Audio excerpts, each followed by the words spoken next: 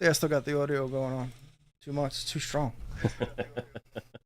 And I got the And you got it on and your I got my phone It's everywhere. It's all everywhere. that, You're on a and roll today. Still got a technical difficulty right off the Yo, bat. man. Kaiju live, not Kaiju later. Yes. So what's going on, man? How was your weekend? 4th Busy, of July? A lot of good stuff, or no? No, my wife's been away, so I just kind of caught up on stuff. And Friday night played D&D until like almost 2 in the morning. How'd that go? It was incredible. It was the first time I DM'd in person, and me and my buddy printed out, 3D printed all the minifigures, the walls, the castle, the whole thing.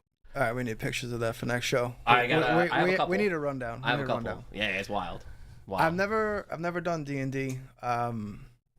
You would love it. I probably would. You would really love it. I don't need another thing to take over my life. It's not really like, you know what the cool part is? Like, you could just jump in and jump out anytime. But then once you get started, you start thinking like, yo, I can make this character do this. Yo, I could totally make a character like after Batman. Like, I made one of my characters is designed after Geralt. So he's a Witcher. Nice. And he basically does all Witcher things, but in D&D world. So it's like really cool. Yeah. Well, as much as you might think after that this is a D&D episode, it is not. It is not. Tonight we actually have 3 very special guests, and one of them hails from New York and is coming up just a second. As if there weren't going to be enough Italian Stallions on this show. There's not enough. We're bringing in another, the one and only, John, a.k.a. Robo7. What is going on, man? Can you hear us? Can we hear you? Oh, I'm not sure we can. Hold on a second. Why can't I hear him? I don't know. You know what? We're going to go to this one. John? Nope, he muted. Why? I don't know.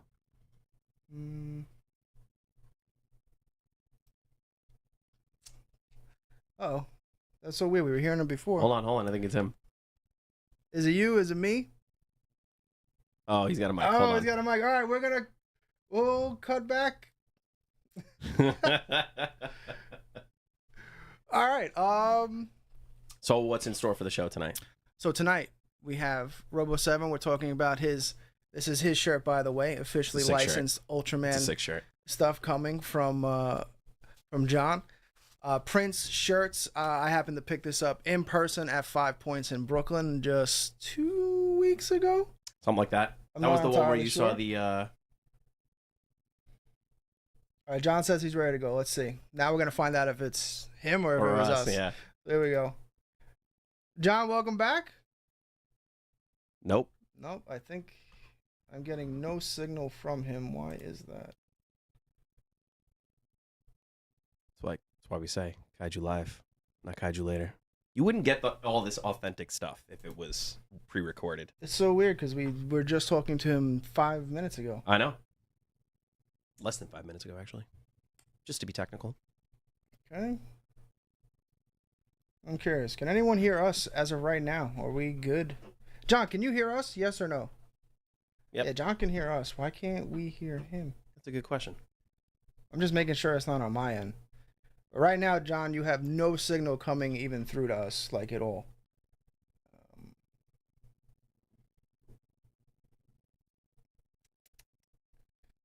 You want to try sending him a new link? Yeah, we might have to do that. We might just do a new link, John. Hold on a sec. All right, let's try that out. But anyway, so the weekend was good, though. You know, I'm excited for the show. Show's been good. Mine was very busy. Trying to get out the Spiral Toys, which the first drink will be tonight. Doing pretty good. Got about. Well, you're 60 officially out? sold out now, right? Yes, that variant officially sold out. So it's gone. And today was pretty cool. We got the first ever. Someone posted the first ever unboxing stuff, which was, Is that like a euphoric feeling? Yeah, Like just there's really no feeling quite like like you that. used to be that guy. Now you're on the other side of it. Pretty much, yeah. John, if you can hear me, I'm sending you a new link. Let's see if this actually works. Again, I'm not entirely sure what happened there.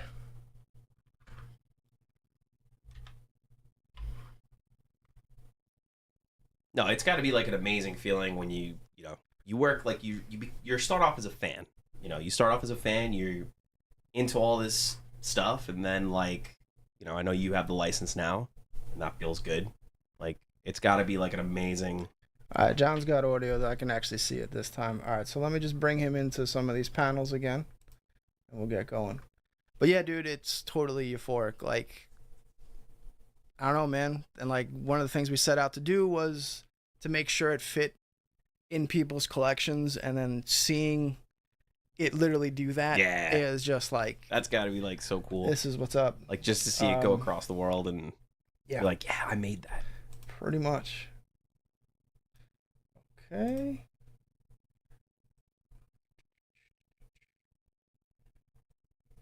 I think let's try it one more time. Let's see what happens.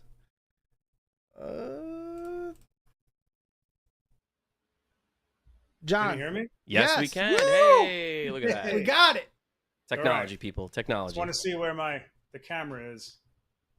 Okay. There you So go. weird. You're I good. have to like tilt my my computer. I'm taking the glasses off so I can't see. This is gonna be great. Oh man, is he Superman or Clark Kent now? We can't tell. I know, you can't tell. It's unbelievable. It's handsome either way. Handsome either way. So welcome to the square table, man. Yeah, it's been a while. It's been probably a couple years since last time I was on this show. My God, it has been. Yeah, because we were Yeah. doing. That's right, because you had just did the print for Hop Toys, for Brian's Saucer, I think. Okay. You remember that? The Exion. There was like a small Exion print. Only a Yeah, couple oh people my got God. it. Yeah, we're going back. I got the glow in the dark That Saucer, was so I got pretty one of wild. those. Ooh, glow in the Nice. dark. I feel like glow in the dark There makes had to be everything a- better. There wasn't another time after that I came on the show. No, it was This one- it was around that time, because that's Around how that time? that's how you and I got to know each other, did the live chat, and then we've been trying to do Right. this live chat for 2 months now probably, which is on me because man, having a new baby is challenging, and whenever I have free time, I go to bed. Like Yeah. free time is nap time. I right discovered I need like 28 hours in a day. If I had 28 hours in a day, my life would be great. now. But enough about us. Evandro, I believe you wanted to kick So off. I really want to know, what does it feel like, John? Finally having that in your hands, like just being like, yes, you've achieved something here. How does it feel? Oh my God. I mean, it's hard to put into words what it feels like to be part of the history of a character you've been watching your entire life. You know what I mean? Kind of like what AJ was talking about earlier with the Spiral toys. It's just sort of surreal. And I don't know. I was thinking about it earlier today. I went for a walk and I started thinking about it, and I said, I should be more excited about this, but I feel like it's just business as usual for me. It's kind of weird. Like it hasn't really sunken in yet. How So- long of a process has this been? Oh, this started while I was on vacation in where was it? Bethany Beach, Delaware, early August. And the idea actually came from 5 Points Festival last year. Shout out to Talking to 5 my Points. buddy Chris. Yeah, talking to my buddy Chris at Seismic Toys because he also has the license. And I said, let me reach out to Subaraya and pitch them the idea and see if they want to go for T-shirts because as my wife always likes to say to me, people don't always have wall space, but they love wearing clothes. And I always knew apparel was the way to go. I mean, I would do some, small runs of shirts for conventions and they would just sell out. I mean, immediately. So I kind of knew like that's where I need to go next. So, nobody was doing Ultraman and I just sort of like swooped right in and, here I am. That was ready gonna be to my put next together. question. Why Ultraman? Like what about that character really like speaks to you? Well, number one, nobody was doing it. So he has that going for him. How does he speak to me? It's kind of like the same way Godzilla speaks to me, but in a much different way. Ultraman is basically Japan's Superman, right? He upholds justice. That's a great way to do it. Yeah, that's a great way to compare it. Right, and certain Ultramen are like the best part of humanity. Like when they take a human form, like Ultra 7 is my personal favorite. And he takes the human form as Dan Moriboshi joins here at Defense Force, TDF rather. And he is basically the epitome of what a good human being should be, striving to be the best they can be, always wanting to help people, fighting for justice, fighting for truth, balance in the world, in the universe. And there's times where he was trying to help alien races and trying to prevent war and chaos, and it just sort of spoke to me, and as I've watched all the Ultra shows throughout the years, they always sort of, I don't know, they grab you by the feels at the end of each series. They do something emotional. They really get you. As formulaic as the shows can be sometimes, they really know how to bring it home, how to bring it back to what that character is by the end, like why this character exists, why he's doing what he's doing, and justifying its existence. So that's what Ultraman says to me. Yeah, it's funny you bring up how like he is Japan's Superman, because someone had just been to Japan.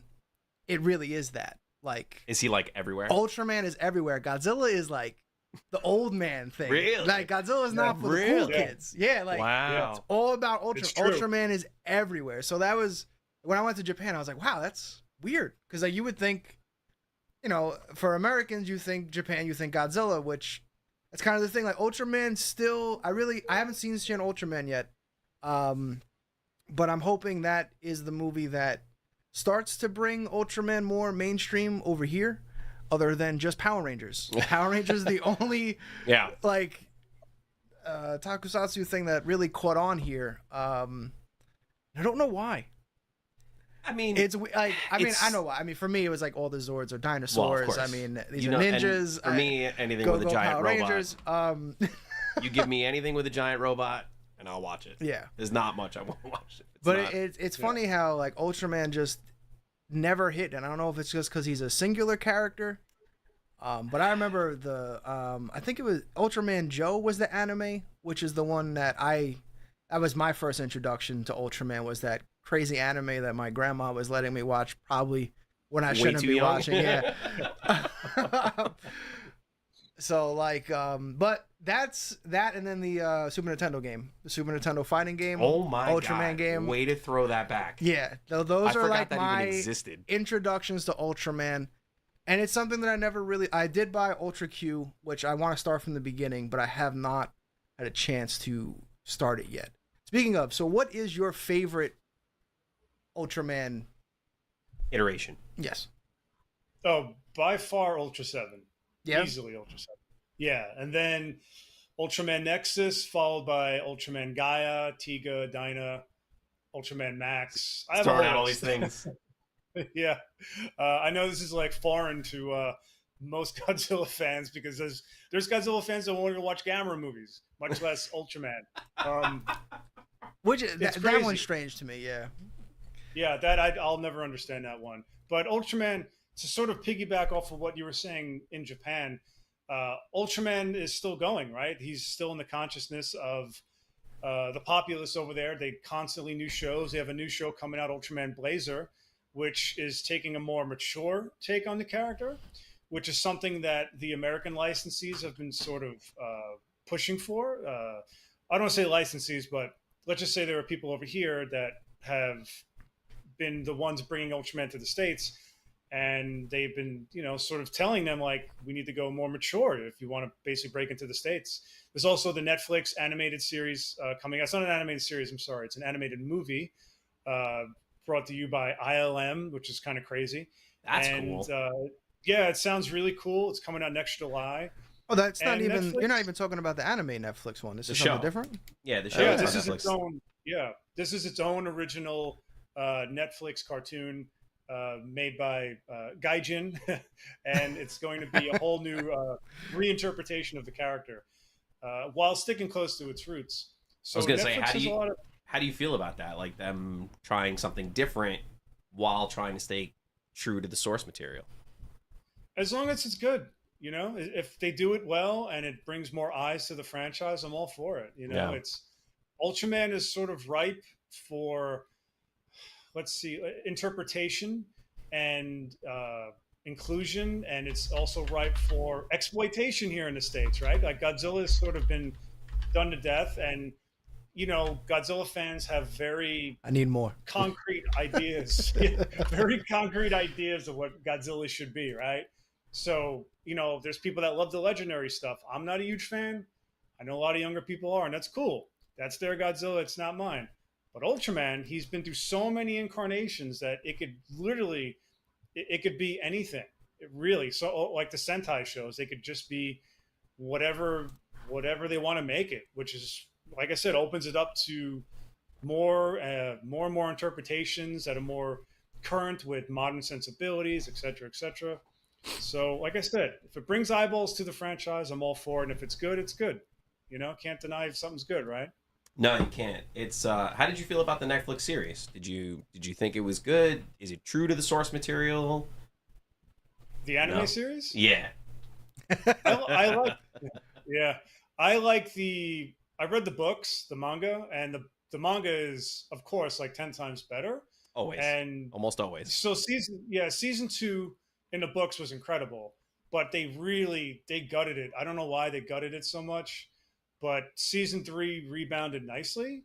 Mm-hmm. The thing is, though, it's sort of, did season 3 introduce giant monsters yet, or did they still not do that?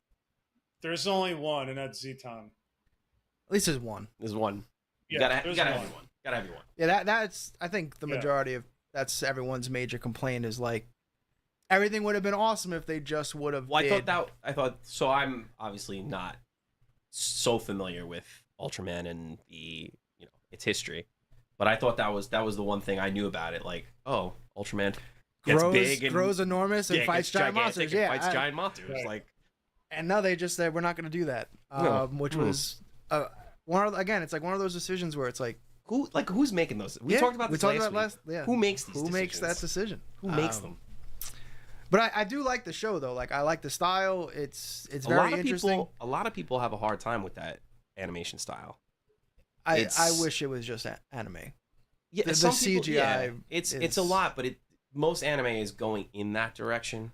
Like if you look at like Chainsaw Man. So Chainsaw Man is a very popular anime right now, and they incorporate a lot of that CGI styling. Not as much as the Ultraman series, but there's a lot of that animation going on, and a lot of people take offense to it because it's not traditional.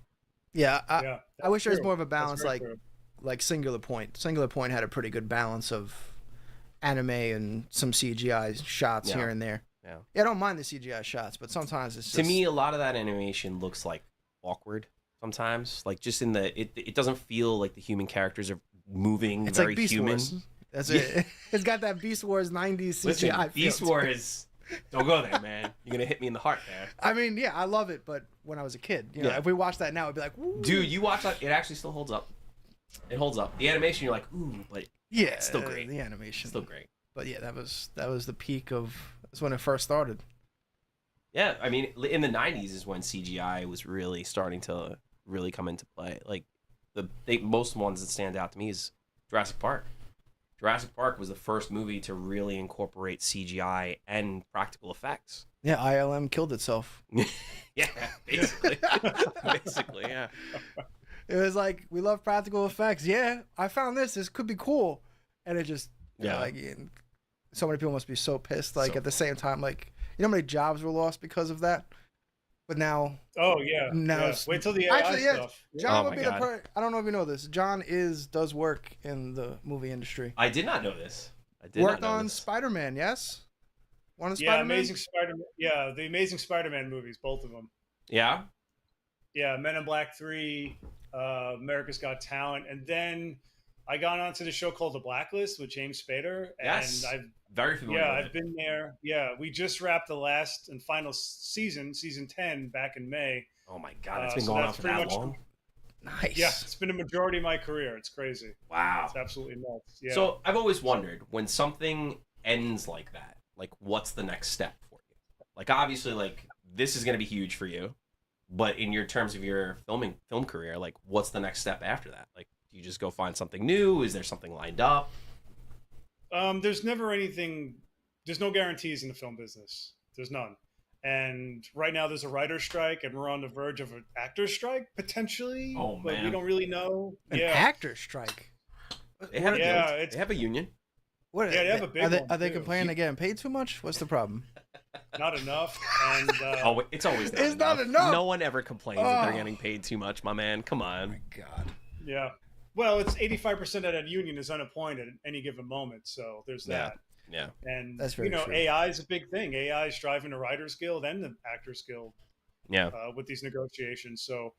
So yeah, the summer's been quiet in New York and New Jersey, and if something starts up, picket, the writers will show up and picket, and the Teamsters won't cross the picket lines, and the job gets shut down. They just shut down Daredevil, that got shut down, and they shut down a bunch of stuff actually. Wow. So yeah, I mean, in a normal year, the people that are sort of in charge sort of get another job, and then they bring you along, or I can call around and get other work. But right now, I'm just taking the summer. Taking it off and doing a lot of Ultraman T-shirt designs, my friends. A lot of designs because the more I get into the pipeline, quicker I can get them approved, and then the more I could just release them and re-release them and release colorways and variants and exclusives. So That's amazing. just throwing a lot of spaghetti at the wall with Ultraman right now. Let's see what sticks, right? Yeah. We got some. You sent me some of these clips, which I think is so cool. I love this clip. Yeah. The clip is great. Just seeing Yeah, it so in action. basically, these shirts, I was going to go with the traditional screen printing, but because I work digital and the colors I use, it was highly recommended to me to use this. It's a hybrid printing process. So as you can see, it's a screen printed base on the face, on the front of the shirt. And then it, like you see in this video, it's basically like a giant printer, and it just goes back and forth, like you see in it. I don't even know why I'm explaining it because you can clearly see the video. Again, I'm not wearing my glasses, so I have no idea what's going on. But no, a traditional direct-to-garment printing would just be, that sort of back and forth machine. I don't know what the hell you call the machine. It's just like an inkjet machine. Mm-hmm. But with the screen print base, it's more durable, lasts a hell of a lot longer. And it just really captures my artwork almost perfectly, like too perfectly, to the point where I'm seeing like the flaws, and I'm like, oh my God, why did I delete that, or what did I do? And screen printing sort of hides some stuff. As two guys that have a ton of T-shirts with just decals all over them that we never get rid of. No, AJ and I I have don't the even same fit in half of them Transformers anymore, shirt but I still got them. we've had for like 20 years. Yeah. Yeah. So as long as they're durable, everybody will love them. So speaking of, if anyone is interested on this, John, where can they get these? They go on my website, www.robo7.com, or Big Bad Toy Store, but they are selling out quickly. Ooh. And also holymountainprinting.com. They're doing a red Ultraman variant T-shirt exclusive. So those are the three sources. So my website is www.robo7.com. That's the main place to buy my shirts. I just dropped the link in the chat and pinned it, so definitely by all means check out John. I can say that this shirt, got it on right now, this has been washed, and it pretty much, I don't know if anyone gets shirts from like Cavity Colors, it's pretty much on point with anything that you would get from them, and it didn't shrink, which is fantastic.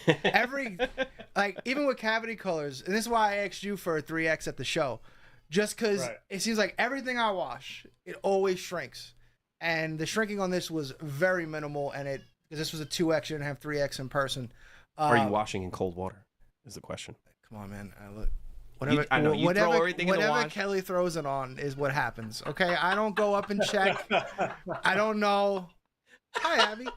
I'm not, and then I'm not gonna be like, oh, Kel, you shrunk my shirt. Like those No, are you're not gonna do battles. that? You don't get into those battles. What's up, kiddo? This is my sick little one right here. We're talking about Ultraman. Hey, what's up? Talking about Ultraman. Say hi. You like Ultraman?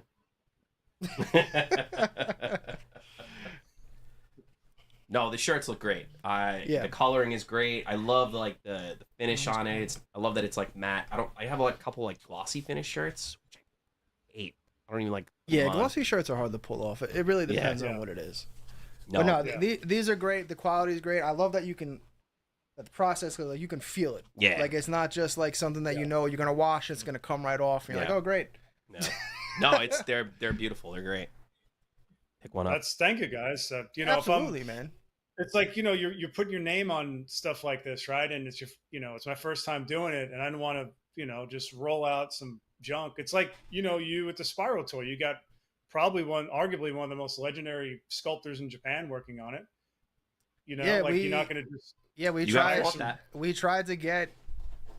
We tried to get basically the masters. Yeah. And like, who better than these guys? Yeah.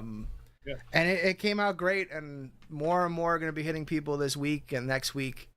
And I'm hoping to get pretty much, I'd say like 80% of them out before G-Fest, because TJ Storm, who is the mocap actor of that Godzilla, will be at G-Fest. So I know I had a bunch of people requesting like any chance that we'll get it before so they can get it signed by him, which I think is awesome. That's awesome. That's got to be so cool. Like, yeah, being like, I'm actually gonna get upset signed. that like I can't make it, because that would have been great to be even like gifted to him, like, hey man, this is you. I got this like, for you. I got this. I made this for you.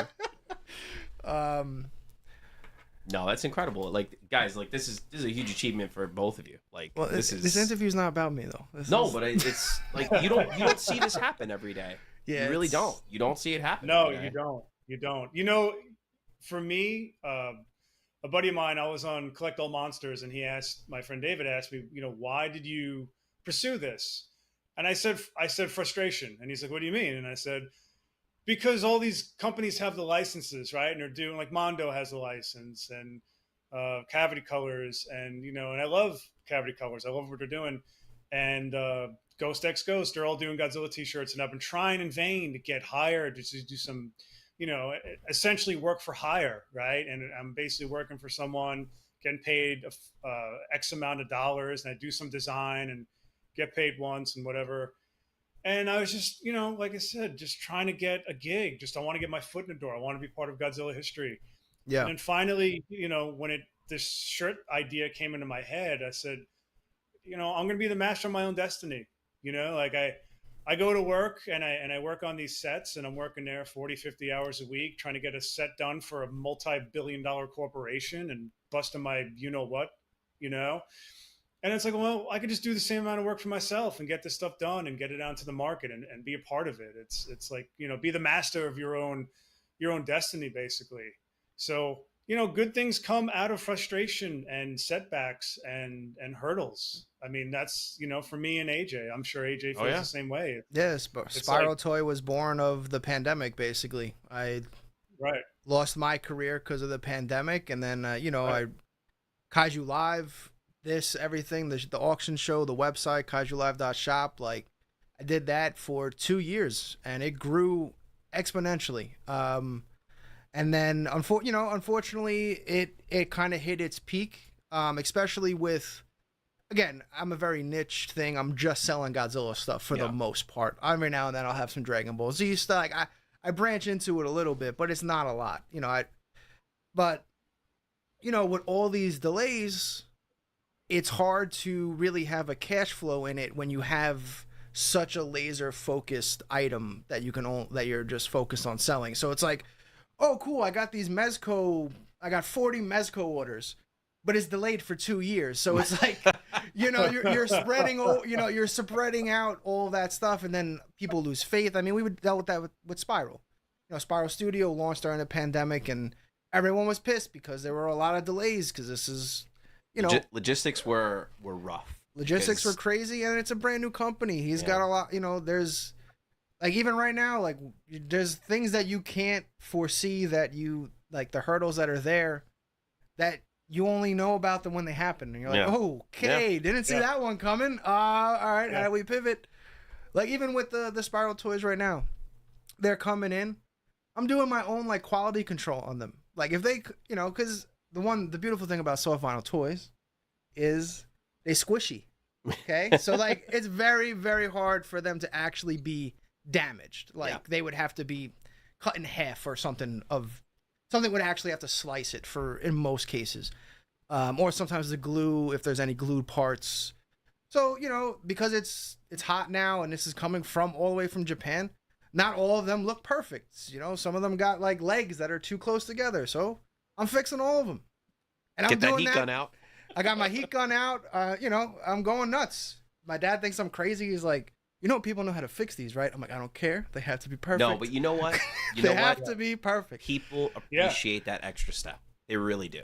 As someone that buys a lot of stuff, and I especially like I do a lot of Kickstarters for like board games and things like that, and that's 2 years, 3 years. Like you're waiting on a product, and then when the product shows up and it's like not what you expected, you're disappointed. Exactly. I don't want someone to like take it out of the box and like, you know, his like, feet are I gotta touching. deal with this and now. You're like, I gotta, or his, you know, his dorsals are kind of pointing in different directions because he got warm. It's like, no, cause that's how I am. Like when I take something out of the box, if I want it to be a happy moment, so to speak, and not instant negativity, like, oh, look at his face, it's smushed in, or something of that nature.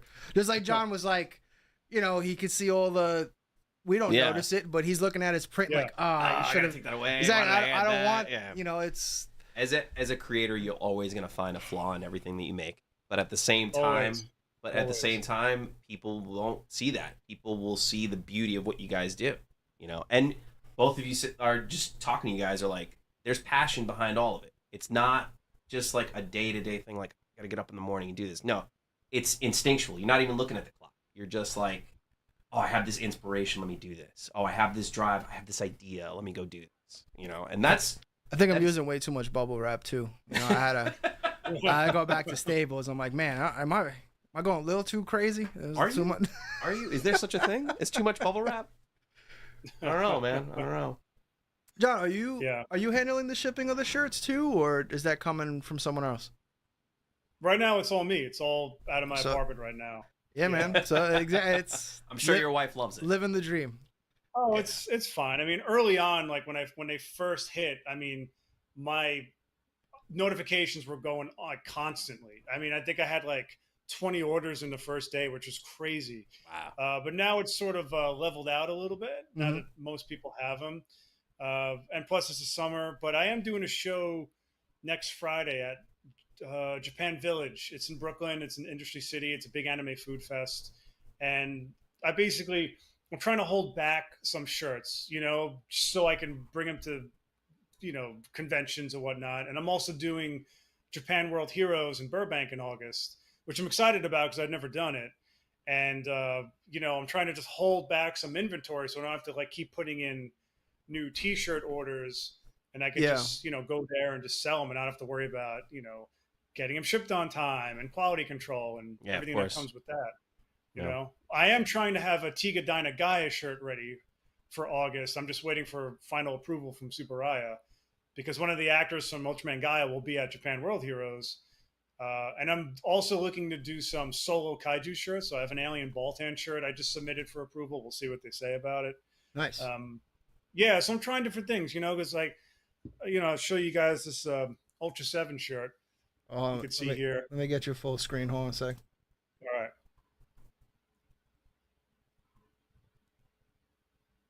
Woo! That's nice. Yeah. Yeah. So this was, ironically, this was the first design I've ever done. I did this back in 2018. And, you know, like I said, Ultra 7 is my favorite, but I redid Ultra 7 in the middle there for when I submitted it for this approval. And basically, I had this design, and then I made the Ultraman design as AJ's wearing the shirt. I know it was just fan art. That's all it was. And that's why these two shirts are sort of companion pieces, because I did them just because I wanted to do the original series like that. Some people were like, can you do every show like that? And I said, no, because that's a lot of work. And I don't really like Ultraman 8 that much. You know, and I don't 50 shirts. Yeah, it's hard enough selling Ultra 7, much less Ultraman Leo. You know what I mean? Like, I'm not going to, you know, fortunately, you know, when you're doing this stuff, and I'm sure AJ can attest to this, when you get a license, you want to maximize it, and you don't want to like throw out obscure stuff because you have to go with, I think you should go with the stuff that's more recognizable, more popular, you know, and then you can sort of throw some deep cuts in there. Maybe like my Baltan shirt might be a small run of 50 shirts, you know, just like a limited release. But I might do a Shin Ultraman shirt that'll have like a wider release just because it's recognition, you know? Yeah. So I am one of the only people operating like this in the United States. And Ultraman, like we said, isn't a household name yet, but there are things in play that are, you know, We'll see what happens. I think Shin Ultraman is definitely going to help. And then if that new movie was, you said next year, I mean, if that's a hit, you know, we just got to hope it's not another Godzilla Earth situation, because that I don't think if Godzilla didn't have the MonsterVerse happening and Shin Godzilla, like when that was going on, that show might have single-handedly, like, where, you know, Toho's like, we're going to take a 10-year break. Like that might have been the show that did that. Because universally, it's probably the most hated Godzilla thing since like Godzilla 98 until, you know, now. I mean, most kids that have seen it, like when I was younger, are now older, and that movie's gotten a lot more love. People want more Zilla merchandise and all that. But like, Godzilla Earth gets like nothing from anybody. Right. So I want to ask, like, which variation of Ultraman do you think is the most recognizable, the most popular, that people gravitate towards, that would really just jump to, like, oh my god, I need that?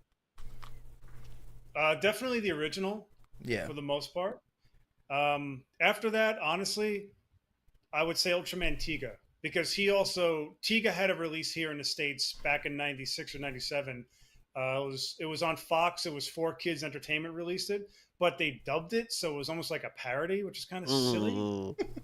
Yeah, it's kind of unfortunate. And I would say Ultraman Towards the Future, because that was my introduction to Ultraman. That was the Australian Ultraman show. And Jack Shindell, I'll never forget, he was the human host. And that actor, Dor Kraus, he still does conventions, and because he knows that, you know, people really, that show really resonated with them, myself included, because like I said, that was the first one I've ever watched. But I will say, from experience, because I've also spoken to Toho, because I may or may not have been looking to get a license to make Godzilla shirts, to be continued on that. But working with Tsuburaya, they really care about the character. Yeah. I mean, they really care about the character. And the people working on the Netflix show are huge Ultraman fans. See, that's always whereas, yeah, Shannon Tyndall is one of the people, and I forgot the other guy's name, but I follow him on LinkedIn, and he talks about how it's a childhood dream. And Tsuburaya wouldn't allow it if it didn't service the character, or if it wasn't true to the character, which I really, really like about them. Whereas you had the Godzilla anime, and I think they basically said, I'm paraphrasing, but Toho was like, yeah, you know, do whatever you want. You know, it's whatever. And then ironically though, Singular Point is like a love letter to all monster I love movies. Singular Point. I thought it was great. Like, yeah, it gets a little nuts, and it's weird in a great way. Yeah, like I totally get why some people are turned off by it, but the foundation of the show, like, they are referencing everything. I mean, Ray Harryhausen's Rhedosaurus poster is in the movie, is in the TV show. Like, they're referencing everything across. It's just a love letter to giant monster movies, and I love it. And hopefully we get a second season, because we need that Mechagodzilla, man. You can't just leave a Mechagodzilla like hanging. You're there talking like about that. like one of the most recognizable, like, people see Godzilla and then people see Mechagodzilla. And then like King Ghidorah and Mothra are probably like, in terms of general. I get Rodan's probably up there too. The core four. See, I feel like though, like, as someone that is like, I don't even want to like say like a fair weather fan, but wow, that's a little messed up. I'm a little stronger than that. I invited you onto this show. I know, I'm terrible.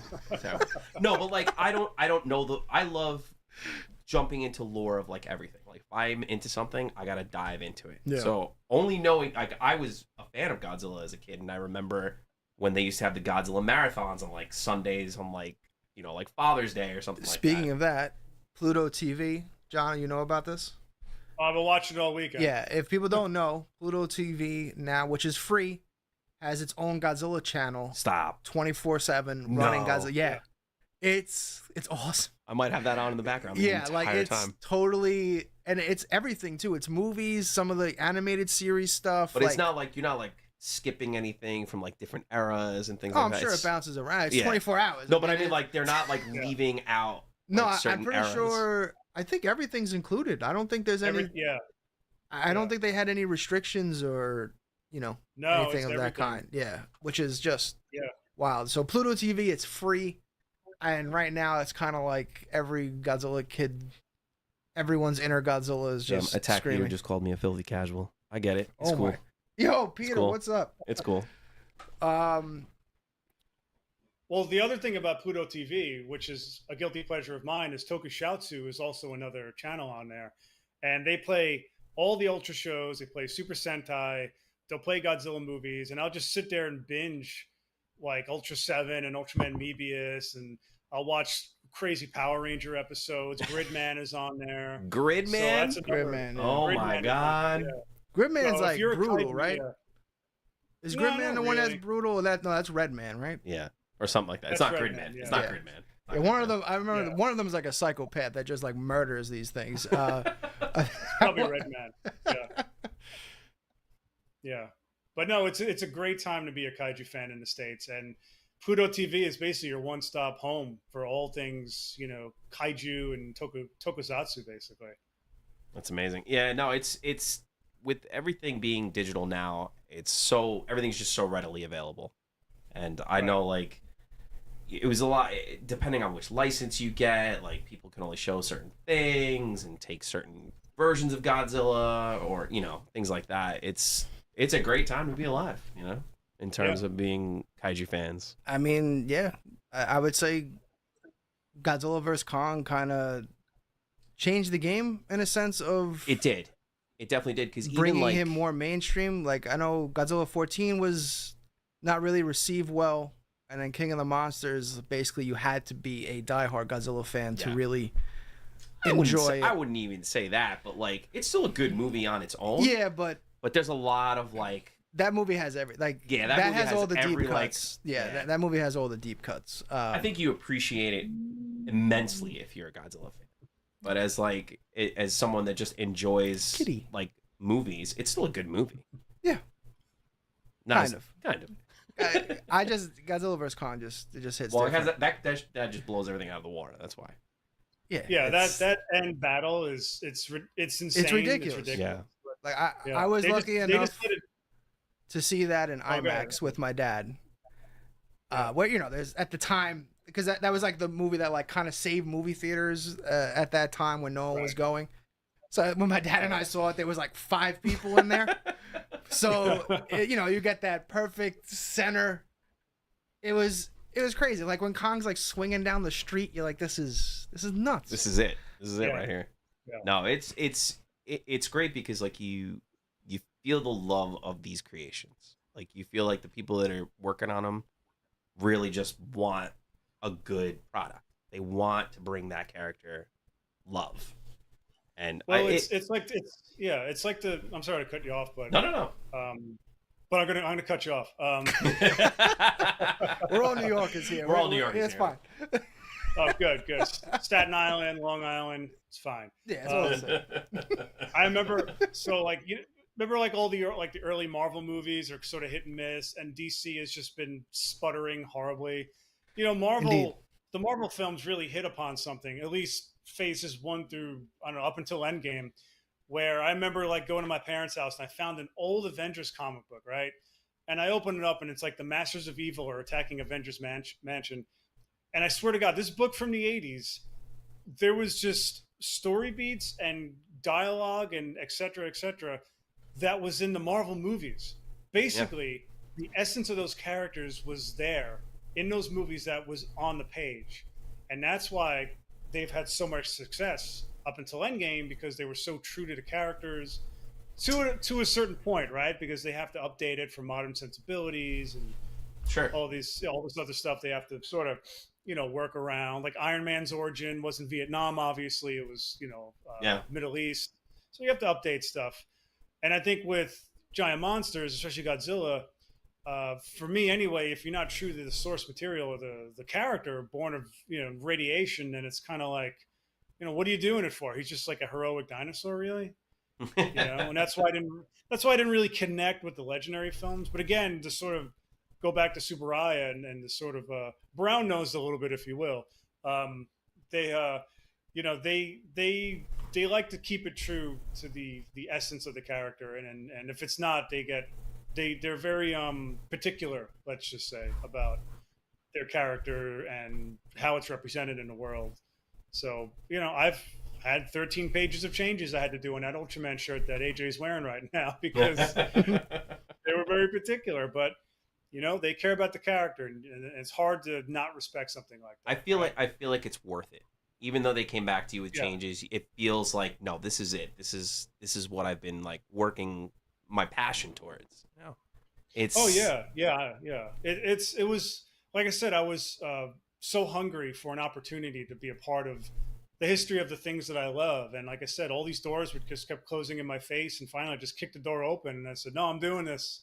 I don't care. I'm doing it. I was bringing my iPad to work with me, and I'm in the office like while my crew is out there painting sets, and I'm in there like drawing like changes to Mephiles or like Red King on that shirt. And I mean, I was going nuts. I was going nuts trying to get these changes ready because, as you know, AJ, once you submit stuff for approval, it takes weeks. And by the time you get it approved, months, especially with toys.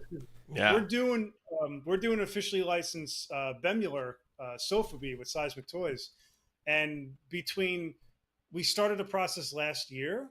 So like last summer up until now, we just got it approved. And by the time we go to production with it in China, we're not going to see this toy in our hands until end of the year, maybe even early next year.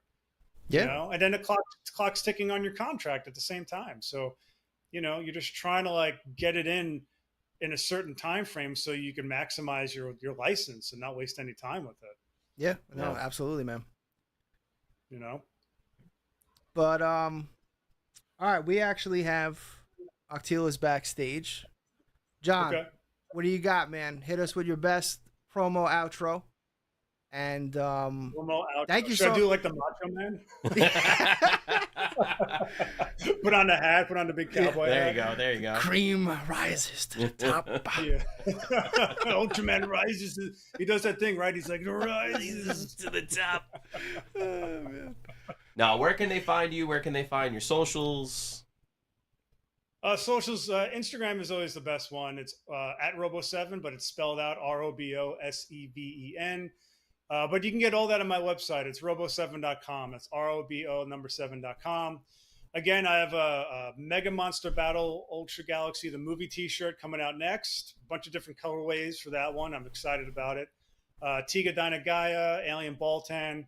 And I don't want to make any announcement because nothing has been signed. But for the New Yorkers and all of us here, I'm trying to get a New York-based kaiju-centered show off the ground. Okay. Based in Brooklyn. We're looking at early October. Don't have a name for it yet. We're still a ways away from, I don't want to say too much, but I don't want to jinx it. But let's just say I have interested parties, and we're very excited about it. And again, it's just... Dude, that sounds awesome. That sounds great, yeah. Yeah, I had, the G-Fest door closed in my face the last few years. And I said, I'm going to... It's such a shame. I'm going to help. You know what, man? It is what it is. No. Yeah, I've been to all the emotions. Technically, I could roll in there in my Ultraman shirts, like on a chariot, and be like, "Yo, these are licensed. You can't say anything." But you can't say no. Anyway, can't say no. It's licensed. It's what you guys want. Sound the horns. I did what you told me. I did my due diligence. Exactly. So I'm just sort of taking the destiny in my own hands, and I'm trying to get something going over here. Obviously, I'd love to come back on the show when everything's formalized, and I'll man. We'll anytime. I want to know all about it. Right. So I just wanted to tease that and just to get people a little excited about that. All right. Appreciate that, man. Sounds great, man. Yeah. All right, dude. Yeah. Thank you so much for coming on. Have a happy 4th, and we'll catch you later, man. Robo7, everybody. Robo7.com. Check them out. All right. I don't even know what screen to go to here. Go to our main screen. I don't know. All right. So now, backstage, we have Octeel. But he says he can't hear us, which is weird. Okay. Because he should be able to hear anything that's coming through the channel. So I'm going to try to bring him in. Would it be Kaiju Live if we didn't have technical difficulties? No, it would not. It's impossible. It's impossible. So let's see what happens here. Let me try to get him into some shots. Andre, what do you got going on? What do you got going on? Fill in these gaps. fill in these technical difficulty gaps for me. So like just to give you a more like the format for this show. Like, we really want to try to make it every week. We're doing our best. Of course, we're both fathers, and it's a little tough. If any of you have kids, you know. But we feel like this is great. Like, it's a great opportunity for anybody to just have a conversation about anything, really. Anything you guys want to talk about. If you guys want to hear about a topic or our opinions on a topic, let us know. AJ, I don't know if you guys know, AJ doesn't really have too many heavy opinions on things. You know, especially, I know one of AJ's favorite Godzilla movies, Godzilla 2000, one of his all-time faves. He loves it. He'll talk about it for days at a time. Also, I want to bring it back for a second because Leslie likes to bring this up. Is he bringing up Jaws too? Yes, he is. Leslie, stop. I don't understand, man. Stop. Come on. It doesn't make sense. Come on. There's no reason for it. No one. You can't do that to Bruce. All right. You can't do that to Bruce. Shark is still the best. Shark still looks fake. All right. So let's see. Let's bring him over. See what happens. So without further ado, the Monsterverse's biggest fan, because he can't hear me, or maybe he can. The one and only Octeel, coming out with a brand new sofa bee. Worked with Last Bastion Studios on one of everyone's favorite monsters in here, Kaiju Cream. Let's see. Oh, can you hear us? No. No Audio. You can't hear us? Nope. Why not? I don't know.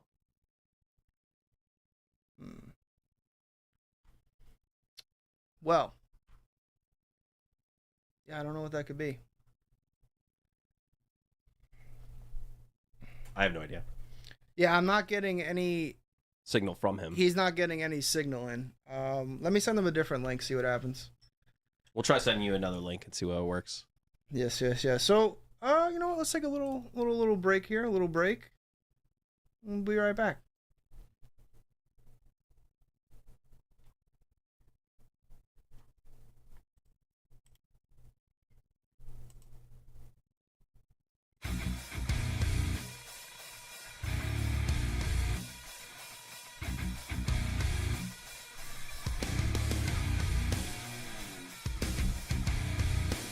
Can't hear us. Yeah, which is weird. He should be able to hear everything on the call. Yeah. But I can't hear him either. No, I can't hear.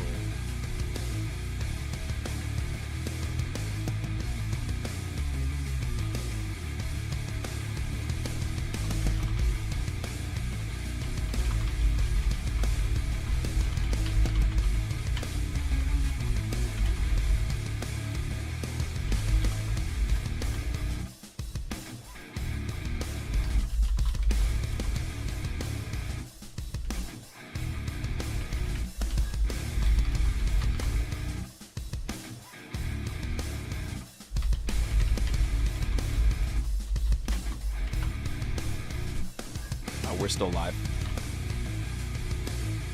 Oh.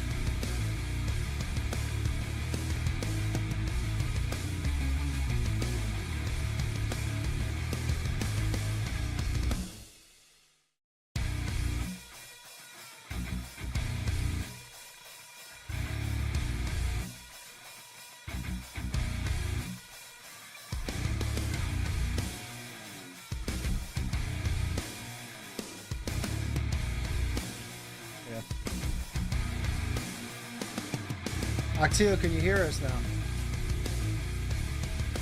Can you hear us? I think you can. All right, let's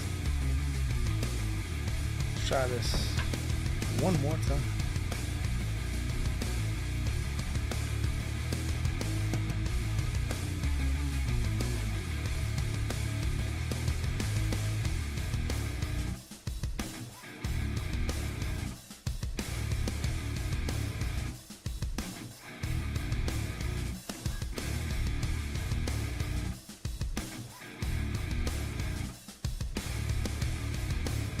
Octeel, thumbs up if you can hear us.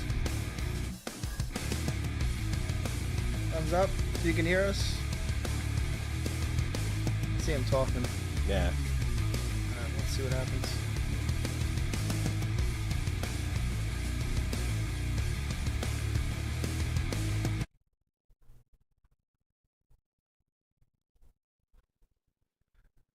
Hello, can you hear us? Nope. I can hear you. Yeah, Woo, we did can it. hear you. Yeah, Yeah, rock on. Can you hear? Yeah, we we can got hear you you. now. Here we Ah. go. Woo! We're here. We did it. So like I was saying, the MonsterVerse's #1 fan,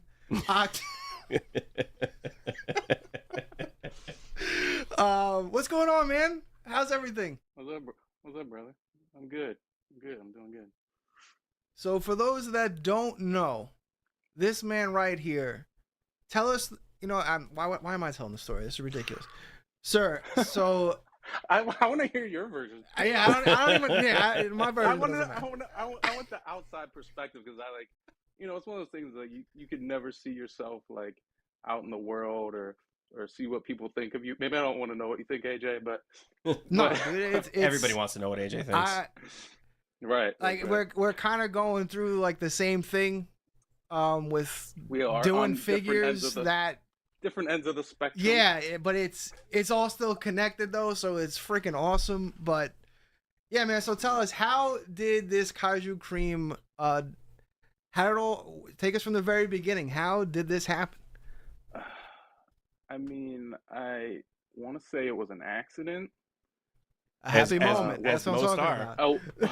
A well constructed accident, in a way.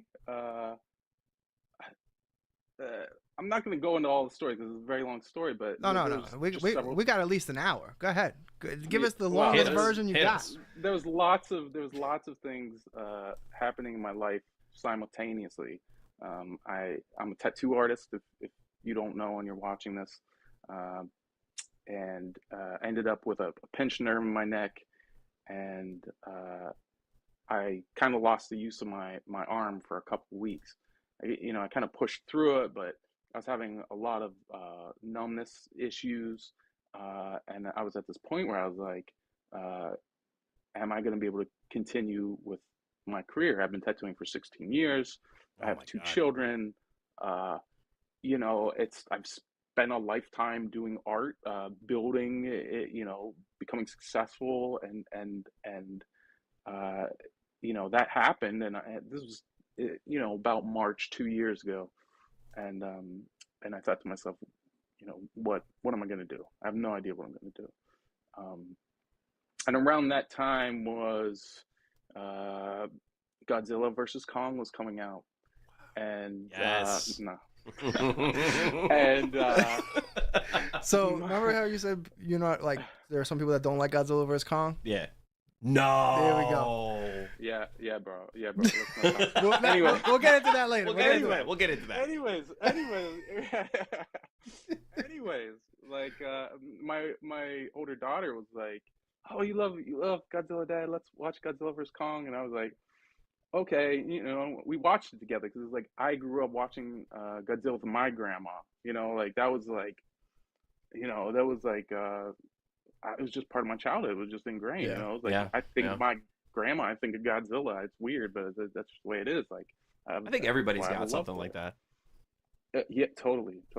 So that happened, and I watched it, and I wasn't like, like what for AJ's sake, I'll just be like, yeah, it was cool. But,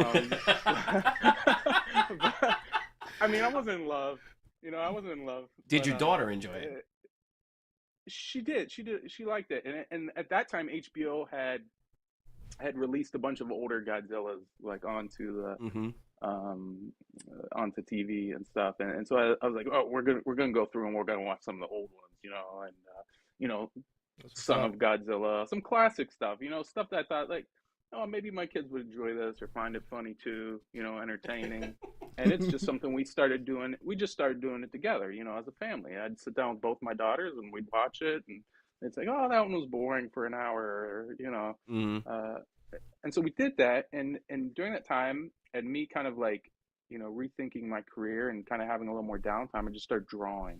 I started drawing all the time, and I was having one thing about pinched nerves is when you have a pinched nerve in your neck, the pain is like tenfold at night. I don't know why, but something about the end of the day and laying down, you cannot sleep. So I was getting about 2 hours of sleep a night. I just couldn't sleep. I was in so much pain. It's like, if you think about like root canal pain, like imagine that in your arm. You know, I recently broke my collarbone. Okay. And I can completely relate to that kind of a pain. It was terrible. 2 hours of sleep was generous. Yeah. So what do I do if I can't sleep? You know, I'm an artist and I'm drawing, and so I'm watching all these Godzilla films, and I'm watching them with my daughters, and as a tattoo artist, I was like, you know, I've always wanted to do a Godzilla tattoo, and I've never done one. And every tattoo artist I know, it's like, hey, have you ever done a Godzilla tattoo? And they're like, no, but I would love to do one. And I was just like, okay. And so I tend to lean more towards like traditional American style tattooing. That's what I love. It's what I started falling in love with when I got into tattooing. And I was like, there's just not a lot of traditional Godzilla designs. Like, you know, every time I see these Godzilla tattoos, it's like something more realistic, or it's like they're pulling it from a movie or pulling from a reference. And I was like, you just go hog shit with this stuff. You know what I mean? Like, there's so many monsters. There's a million kaiju. It's like I could draw them 10 different ways, you know? So it's like, only getting 2 hours of sleep a night, and, you know, kind of falling back into this world with my daughters, and kind of rekindling my love and the things I loved about it. I was like, wow, you know, if I only, you know, my arm's starting to heal, and, you know, I thought maybe I had another 15 years of tattooing in me. What if I only have another 2 years of tattooing in me? Like, what am I going to do? You know, like, I don't want to go, you know, work at Walmart. Nothing against working at Walmart, but like, no, I feel you. I have 40 years of skill set that I've curated and poured my life into it, and made, and it's just, you know, possibly taken away. The bottom, and the thought of losing that is like, well, I have to be able to put that in somewhere. I have to be able to do something with it, anything with it. And I was coming up with all these designs, and some of these designs I was using my daughter's kind of like a soundboard. I'd be like, what do you think about this? And I'd be like, oh no, that's silly. Or what do you think about this? Oh yeah, that's cool. For reference, how old are your daughters? My daughters are 10 and 7 at the time. Perfect they were age. 5, you know, 5 and 8. Perfect age for that to give their opinion. Yeah, so I was they're not afraid to hurt your feelings. Like, it's trash, dude. They're brutally honest. They're like, if I do something and they don't like it, it's like, oh man, like I'll work so hard on something. I'll be like, oh, this is the greatest thing ever. They'll be like, no, Dad, like, nah, this isn't working. I went to come down here to like set up, and Abby literally like is at the kitchen table, and like she hears the door open, and she's just like, are you gonna go play video games?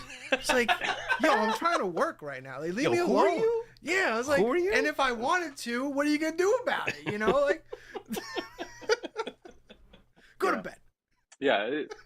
So I mean, that's sometimes that's the best thing you got, because you know it's like, humbling. It's humbling. I know they're gonna be honest with me. I know they don't just see my cool facade. They're like, oh, your dad, whatever.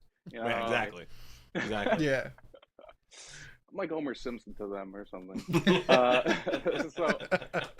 So that happened, and so I was coming up with all these designs, and I was getting heavier into collecting Sofubi and toys, and I had toys around my whole life, and was one of those things. Is like when I was a child, the two things I was most passionate about was drawing and toys.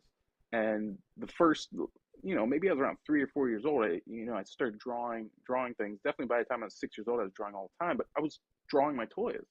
That was like, these famous artists drawing still lives. Like my toys were my still lives. I was drawing toys. I was drawing Mario Brothers. I was drawing, video games and Metroid and all the things from the 80s and the 90s. And it's like all the stuff is popular now. It's like that's what I grew up drawing and falling in love with those toys. It was a golden age of toys. And so I said to myself, I was like, man, what if I took one of these things and just turned it into a toy? What if I took a tattoo design and I turned it into a toy? Like that would be cool, right? And that was like, I was like, that's a 10-year plan for me, right? It's like, I was like, that sounds like a 10-year goal, right? Like if I could squeeze in maybe within like 10 years, like, so what I did was I was looking around and I saw these guys, Last Bastion, and around this point, I don't know, I was starting to put feelers out there. I was kind of like looking into people's stuff, and I talked to Chris from Last Bastion, and he's like, well, if you're interested, I think we could make something work. And I was like, really? I sent him an email, totally expected him to be like, yeah, this is not possible. You're crazy. Good luck in 10 years, like, yeah. And he wrote me back, and it was all positive. He was like, yeah, this is cool. I love the idea. I think it could work. It has a lot of potential. And I was just like, oh, I guess I gotta do it if I'm going to do it. I think these are the guys that can help me. And that was 2 years ago last week. Exactly 2 years ago last week. Happy anniversary. Thank you. It's when I sent Chris the email, and it's been it's 2 years is a long time to roll around an idea. I'm an artist where it's like, I have a client come in, I'm drawing usually for them like the night before. I start to finish a piece, 4 hours, 5 hours, and then it's done. That's it. It's gone. It's out of my life. I might never see that person again. I don't. Yeah. I have clients that travel. Who knows if I'll ever see them again? Yeah. So for me to sit inside of a project and I have to make all the decisions, and there was probably a point in there where I really sandbagged for like 3 or 4 months, and I really kind of drug my feet and questioned whether I should even keep, like, why in the world am I doing this? I don't need to do this. Did you feel like, did you ever have that feeling like, should I be doing this? Like, can I even really fulfill this? Because I know, like, I feel that way a lot. Yeah. About a lot of things. Like, I'm just like, absolutely. I'm confident I know how to do something. But then you're just like, do I really know what I'm doing? Like, is it really like something that I can do? For me, I just always need to be thrown into the fire. So like this show, it's like, hey, put all these layouts together in an hour. All right, I got this. Some people thrive on that. Yeah, but it sounds like you really were just like, can I do this? But then you really like pushed forward and pushed through it all. I try to, the things that I'm good at 2,000%, and I try to know and understand the boundaries of the things that I'm good at, and I try to. That's how I become successful is by having a talent and using it, and I've been doing that for years. I can do that. But whenever I approach something that I've never done before, it's just like anything else. It doesn't stop me. I still do it. Yeah. But there's a disconnect between your brain and reality sometimes, and you can. It can be your dream and your passion, and you can love it and you can live it in your head. And then when it gets to the real world, like, does that translate? Do people see the same thing that you see? Yeah. And sometimes there's a bigger gap there than you realize, because you're just so in love with what you're doing. You want people to believe in it as much as you do. Yeah. Do you ever find it disheartening when people don't? Like, does it ever like take you back where you're just like, man, maybe I shouldn't have done that? or do you just feel No, I like, don't you know listen to what? people. I don't listen to people anyways. Yeah, yeah. I didn't get to where I am in life by listening to people that like Singular Point. You know what I mean? Like I just I kind of went off into my own tangent, and it's completely worked out for me. So, you know, like you don't like it. I you wanted don't to like show it. off this cool thing, but now you got to take shots. It's unbelievable. Okay, so that's the original flash drawing I did. That's the original design I did, and it was when I drew that, it was meant to be a tattoo design. It was meant to be tattooed on somebody. So is And that actually I what drew you that. sent Last Bastion in the email, or did you not even have a concept yet? You were more in the email. You were more just That was floating up the that was idea. no. That was the first thing I showed him. That was the exact first thing I showed him.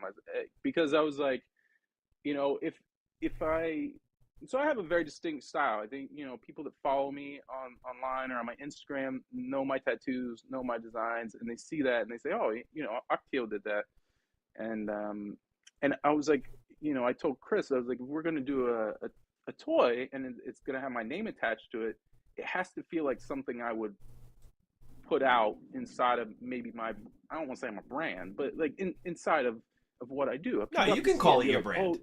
That's your brand. Yeah, people have to see it and say, "Oh, Octeel did that," right? Not like, "Oh, that's just a cool toy over there. Somebody did that toy."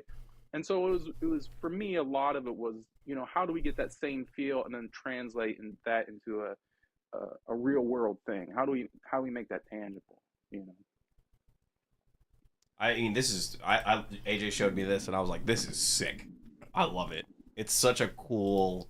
I just love it. I love the whole concept behind it. And there it is in life. Yeah, there it is. There it is. Did I skip an image here? I don't know. I Did you? I don't know. Yes. I mean, I gave you several images, but you didn't. Yeah. Why did it skip one? Because you don't know how to use the program. Yeah, I mean maybe. Yeah, so let's go to this. I wanted to see the tattoo first. So that's somebody got it tattooed. Somebody came in and was like, "That's amazing. I love that." And Look, man, just because you tattooed yourself, okay? I mean, you can say it's on me, but it's a good tattoo either way. So it is a good tattoo. Yeah, it's. I mean, I have a lot of friends who have a lot of tattoos, and some of them are not as good as others. This is incredible, though. No, it's. So that's to show you the idea of, like, it was a tattoo design for me, and that's how it translated into a tattoo for me. So my most of the stuff that I'm drawing and I'm coming up with, like, my only initial idea is to just turn it into a tattoo.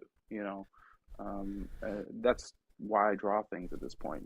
It's what I do. And then I mean, I just teased it already, but and then it came out to look like this, and man, it kicks ass.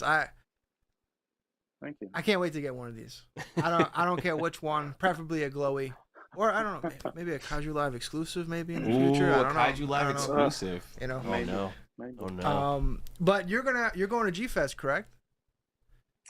I am going to G Fest. So G Fest again. Me going to G Fest. Me having Kaiju Creams at G Fest is purely an accident, like the best possible accident that could happen. But I was actually supposed to take my daughters this year. It was going to be my first time going to G Fest, taking my daughters, and they had a beach trip that canceled last year because of some COVID stuff. And so it ended up that they're not able to go to G Fest with me, unfortunately. And I was thinking about backing out. I kind of didn't want to go alone. And I also didn't know that my toy would be ready. I didn't know it would be done. I thought that I wouldn't have my blanks in hand maybe till August or even the end of July. And kind of lo and behold, like the factory got them done and they shipped them, and they came about 2 weeks ago, and that gave me the decision, like, man, maybe I could really paint these and have them done. Like maybe I could have these done in time for G Fest, and how amazing would that be? And that's what's happening right now. I haven't made an official release of my toy. I haven't made an official drop of my toy yet. And I really kind of wanted to do that, but it doesn't look like I'm not going to have time to paint a whole run and drop them online. Everything I'm doing myself. I was gonna say you're doing it all yourself, right? Everything is myself. All the painting, all the assembling, all the packaging, all the everything, all the shipping is going to be me. And that's on top of, it's like I have a full-time tattoo job. I was gonna say you have a full-time job too, right? Yeah. So it's. I have 2 daughters. It's like I'm a very full life. I love my life. I have a very full life, but it's a lot. And through this whole project, on the back end, talking to Last Bastion, and Chris especially, I've always been like, I don't want to become kind of a prisoner of this project. I don't want to hate it. I only want to, I don't want to feel trapped by it, or obligated by it. Yeah. Eric wants to know. Eric wants to know how many are you going to have available? At G-Fest, or in total, or in the future. I can tell you right now, I plan on having about 14 at G-Fest. I have, let me see here, I have 6 of this exclusive colorway. I don't know if you can see it. These are already bagged up. I have 6 of these coming with me to G-Fest that I've already painted, already done. That's my exclusive G-Fest. That looks awesome. I have three glows. These are G-Fest exclusives. Oh, I want a glow. Dude, that's so awesome, man. The killer. That is awesome. I have a couple different one-offs that I'm taking. I'm gonna try to maybe produce a small run of these. This is a kind of like a hyper color. Oh, that's cool. Colorway. That's cool too. I love all these colors, man. Yeah. Oh, that's so cool. And let me see. And then this one won't be there, but this is the original colorway. And so when I do a release, this is going to be the first release. So I'm thinking maybe like early August. That way I have time to get back from G-Fest. I have a couple weeks breather, and I can start painting, because these are a healthy size, and there's a lot to them. Mm-hmm. There's a lot of, some of these have like multiple color sprays on each ice cream, and accents, and so it can take 2 hours to paint. I was gonna say, on average, how long does it take you to paint them? When I batch them up, it cuts my time a lot. So if I'm batching 5 or 6 at a time, it cuts my time a lot. But I'm usually doing that in one day. So you're talking 6 to 8 hours to paint, Oof. 6 toys. Yeah. That's a full day of painting. And now, in regards to that, in regards to the amount of time that you're putting into it, and you're sitting there for hours upon hours, do you ever feel like I'm tired, man, like this is almost too much? Or is it just like you're just going, don't even realize the time has passed? I'm trained to do so as a tattoo artist. Yeah. I'm cut from that cloth. I have a client sitting in front of me. They've traveled here from Michigan or something. They want a Godzilla piece. It's a 6-hour tattoo. I don't get up and be like, you know what? I think I'm done for the day. Yeah. Like, they're not making it back. They spent a weekend on a hotel. Yeah. They traveled to me. They're coming exclusively to me, and I've trained myself to deal with that on a daily routine in tattooing, and I approach my painting that way. When I sit down to paint, I want to bang the whole thing out. Yeah. And so if I sit down to paint 6 toys, I'm not gonna stop till I paint 6 toys. Oh, that's if I don't that's eat till I'm dedication. done painting 6 toys. And I also, I really wanted to put out something that's quality. I really wanted to put something out that, because I'm doing all the painting myself, I learned to paint with an airbrush just so I could paint my own toys. I learned That's amazing. That's amazing. I learned to paint Sofubi just so I could paint my own toys. I've only been painting hard since maybe March. Wow. And they come out like So- this. That's And amazing. How much of like your experience as a tattoo artist is carrying over into that? Because obviously, I feel like if I went and picked up a brush, I'd be dog shit for a really long time until like I got anywhere near something that I'd be like, "Hey, look, guys, this is cool." Like, in most cases, you'd be like, "AJ, just go back to podcasting." Yeah. AJ, just sit behind me. Sit in front of yeah. the camera, all right, bud? I think there's a lot of just like I talked before about, like, when I thought about not being able to tattoo, and I thought about what can I use my skill sets in. Like I didn't know how to use an airbrush. I had to learn and teach myself how to use an airbrush. And when I transferred over to Sofubi paint, it's vinyl paint is very different than acrylic paint or airbrushing something else. So there's a learning curve, and I wouldn't say that everything that I do is amazing, but I'm so used to using this kind of hand-eye. I'll say everything you do is amazing. Thank you.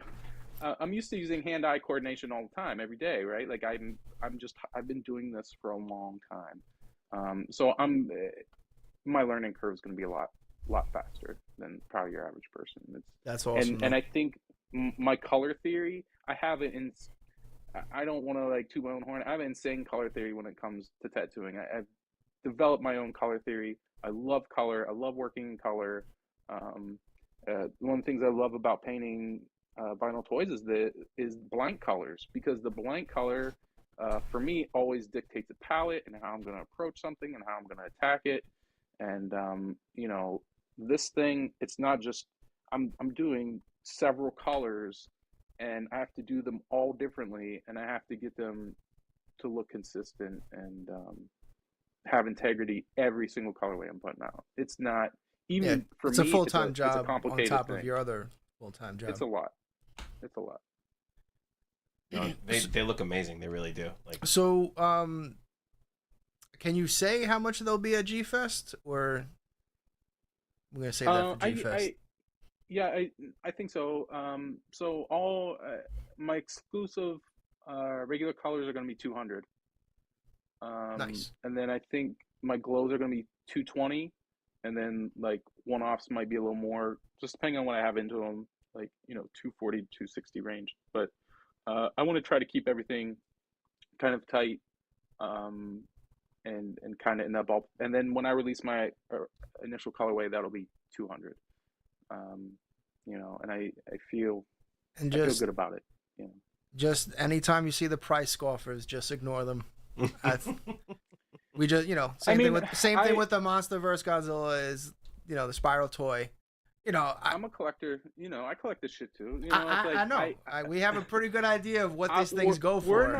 We're in a forum, and I see people saying, "Oh, this was $24 at Target or Walmart for a certain toy," and it's like, I'm like, bro, you're just stealing that stuff off of kids. Like, let the kids buy that. You want to collect something, collect something. Let the kids buy that. Because they ain't playing with a $200 toy. No. Abby tries to sometimes, and I'm like, look, this is how you're gonna learn. You're gonna learn real quick. You just put that away. Touch it. I taught my daughter that anything that's on a shelf, you can point at. Yeah. That's it. You can point at it. If it's on the shelf, you can point These at are it. for display, not for play. Exactly. Okay? Both my daughters have their own collections now. Nice. Oh, there you go. You started them young. That's what I started with Abby. She got some of the D4 reels.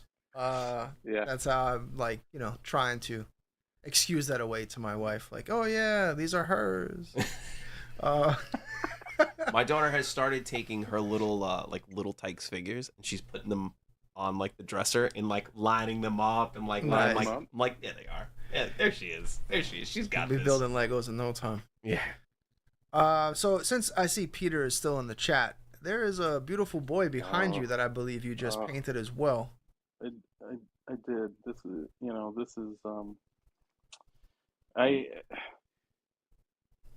I want to just give a second to shout out to Peter, because like a lot of people maybe don't know this about me and my relationship with Peter, but You tattooed him live. I tattooed him live, but I can tell you right now that I absolutely would not be doing what I'm doing if it wasn't for that man. the very first week I put up any Godzilla Flash ever, over 2 years ago, the very first week, Peter contacted me and he said, "I love what you're doing. I don't know who you are, and just don't stop doing it." And That's I was Peter, going through man. a real. He's the freaking man. I was going through a rough time, rough period in my life, at that time, and this dude who I didn't know and he didn't know me, and I was like, oh, he's already got an art career and all this stuff. He was my cheerleader, man. Of all people, like attack Peter to come in and be like, yeah, do it, bro. I was like, Hey man, sometimes that's what you need. You just need one person to say one kind thing and really genuinely mean it. for sure, And that really just it can save you. It really can. for sure. Yeah. And so I had the honor from Peter of painting a blank Takaro. Wow. And these guys aren't even released yet, and I said, what do you want me to do? And he said, just do whatever you want, make it look like a toy, make it look like Sofubi, like use some classic colorways, and so I kind of did my own take of maybe a Tokyo, kind of jazzed it up a little bit, gave him some rust on his little pod. That looks awesome. I love the scaling too. He's more of like a 9-inch figure, right? More 9-inch, 10-inch.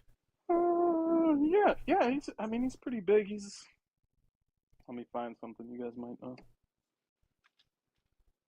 Your standard. So he's Marathon. Nice. Marathon. He's gonna fit on the shelf. Perfect. Yeah, that's amazing. Yeah, and I mean this. One of the coolest things about this figure, for sure, is like he looks good in every angle because he's got these arms that just kind of like undulate, and kind of like rotate. You can twist them. You can twist these guys all different ways. You can twist his body, twist his head. That's awesome, man. So cool. He looks awesome. It's really great. Is that going to be available at G-Fest? Or? Give the people what they want, man.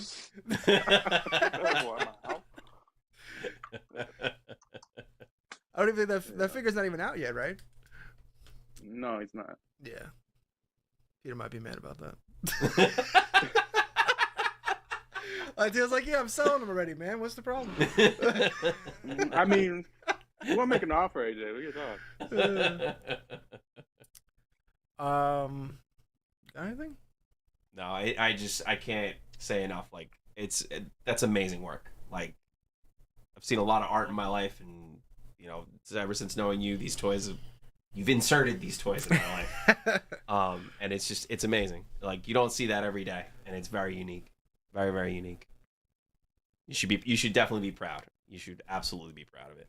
And it's funny how I didn't plan for this entire discussion tonight to kind of be back to back, like examples of you will miss all the shots you do not take. That's right. Like, absolutely. Just take them. Absolutely. Just if take anything, them. If anything, the theme of tonight is passion. Yeah. Sometimes when you pour everything you have into something, it comes out. There have been more plenty than of what you times where same thoughts going through my head, like, am I insane? Am I really trying to get an officially licensed Godzilla toy made from Japan? Like, am I of the American Godzilla? Like, is anyone gonna like this? Does everyone feel like Octeel and hates the MonsterVerse? Am I the only guy that likes it? You know what I mean? Like, those thoughts like run through your head. Like, is anyone gonna like this? And then you're gonna experience that G-Fence, man. And it's gonna be an amazing feeling. Like when it sells out, and you might even have people like lined up for it. Like it's gonna be wild. If they Jessica don't sell out, H. just so you know. Jessica H would like to know what booth you'll be at G-Fest. I will be at Last Bastion's booth. I will be with Last Bastion. Fantastic. Last Bastion Studios. Yeah. But what were you gonna say? I couldn't have done it without them. Just so you know, like there's I couldn't have done it without those guys for sure every step of the way. And every time I told Chris, I was just like, yeah, I don't know if I'm gonna do this. He's like, no, you're gonna do it. You can do it. It'll be great. You got it, man. You know, there's been a lot of people in my, you know, in my circle that, yeah, I'm driving a lot of talent, but you know, it's like sometimes you're your own worst enemy, and just like, you know, like I said, I want to know what you think, AJ. You know, it's like I want to know what people think, because it's like when you're doing this much work and pouring this much into something, you know, it's you want to make sure you're doing the right thing. When you have a family, you have kids online, you got put food on the table. It Yeah, man. can be a I mean, big that's, risk to you know, dump that I much really time was and trying money to into do something, you know? all of this like full time with Kaiju Live and then like this, but it, you know, there were, because this took you 2 years. For us, there was 3 years, and it's like that stuff. Yeah. You start to get stretched thin, and then I had to find another full time job, and it took me away from this. Like I'm finally just getting comfortable enough again to be able to be like, I have time to have fun again with. Like I love doing this. This whole streaming thing, like this is like one of my passion fun projects where it's like, you know, let's just hit record and do goofy stuff and see what happens. When record works, yeah. Yeah, when there's no technical difficulties and everything's working fine, you know, it's great. But yeah, so it does take a lot of work. It takes a lot of, you know, trying to, like you said, not be your own worst enemy, because that's the hardest I'm obstacle constantly you'll in ever my face. head all the time too. But it's awesome, man. I can't believe I'm upset I can't make G-Fest to be able to have the chance to get one. And if they don't sell out, you're gonna like post them on Instagram, right? Or if they don't sell out, just please reach out to me instantly, and I will buy it. Absolutely. You know, people are like, oh, they're gonna sell out. I don't try to predict anything. You know what I mean? If they sell out, they sell out. If they don't, they're going online, because there's people that want them. Oh, there are definitely people who want Yeah, them. for sure. And so they're definitely gonna, you know, they're gonna hit the market. Yeah, that's the if they beauty don't of sell out.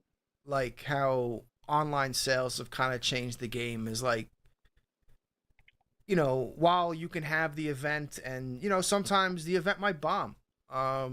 You know, like you know, 5 Points, for instance. I heard a lot of talk about it really wasn't a good event for some people.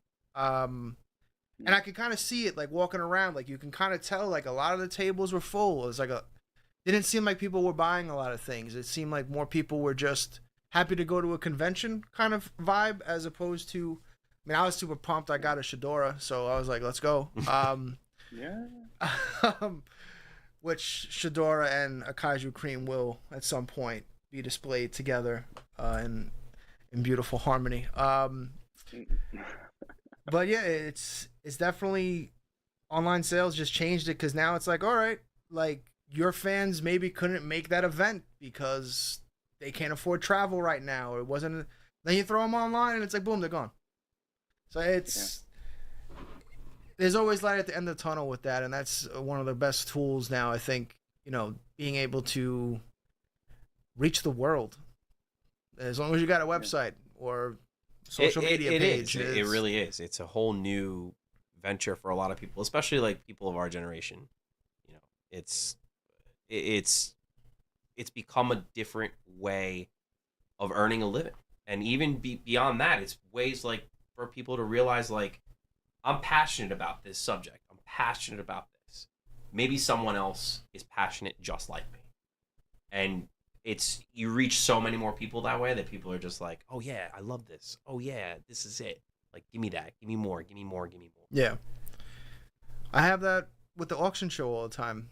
Like, some people just love Kaiju Live for the auction show. So when I do stuff like this, people are like, I don't want to see that. Where's Dad and the toys? You know? And I'm just like, sorry, I just I'm not Dad. I want to talk. Yeah, I know. Some people probably maybe tuning in for the first time, like, what the hell happened to Frank? Who is this guy? Who is this guy? For all of you who don't know, I'm one of AJ's very good friends, and he and I have very opinionated discussions, and we decided to start recording them. Yeah, basically, this is pretty much, this show is going to basically be like when Evandro and I would go and see a movie and then sit in the movie theater lobby discussing it for like 20 minutes. Yeah, it's like, all right, let's just go home and hit record instead. And play, yeah. But So how long are you gonna be at G Fest? You gonna be there just the weekend? Is it you Yeah, gonna be I'll be there. I'll be there the whole time. I'm driving out and then driving back, and you know, I I don't know. I'm just going to have fun. You know, people are like, go out there and tattoo. I'm like, I don't want to go out there and tattoo. no? You know, Just go like enjoy it. yourself. That's Enjoy it. Take it all in. the hardest thing is gonna be if I sell any Kaiju creams, not turning that money back around and just throwing it at everything that's there. Because like, if there's one place where I'm gonna spend money, it's gonna be at G Fest. So it's just like, It's like, so how'd you do? From those, I broke I buy even. from those vendors every month, anyways. You know? Yeah. Oh, I broke even. Yeah. Oops. Yeah, broke even. No, but it really is like this is you guys like this is so exciting like to be able to like see this happening for people, like something you've been passionate about finally comes to life and people actually want to buy it. Like that's got to be an amazing feeling in and of itself, regardless of making money. It's just like just seeing something you love come to life. I mean, I'm trying to make him puke online, live.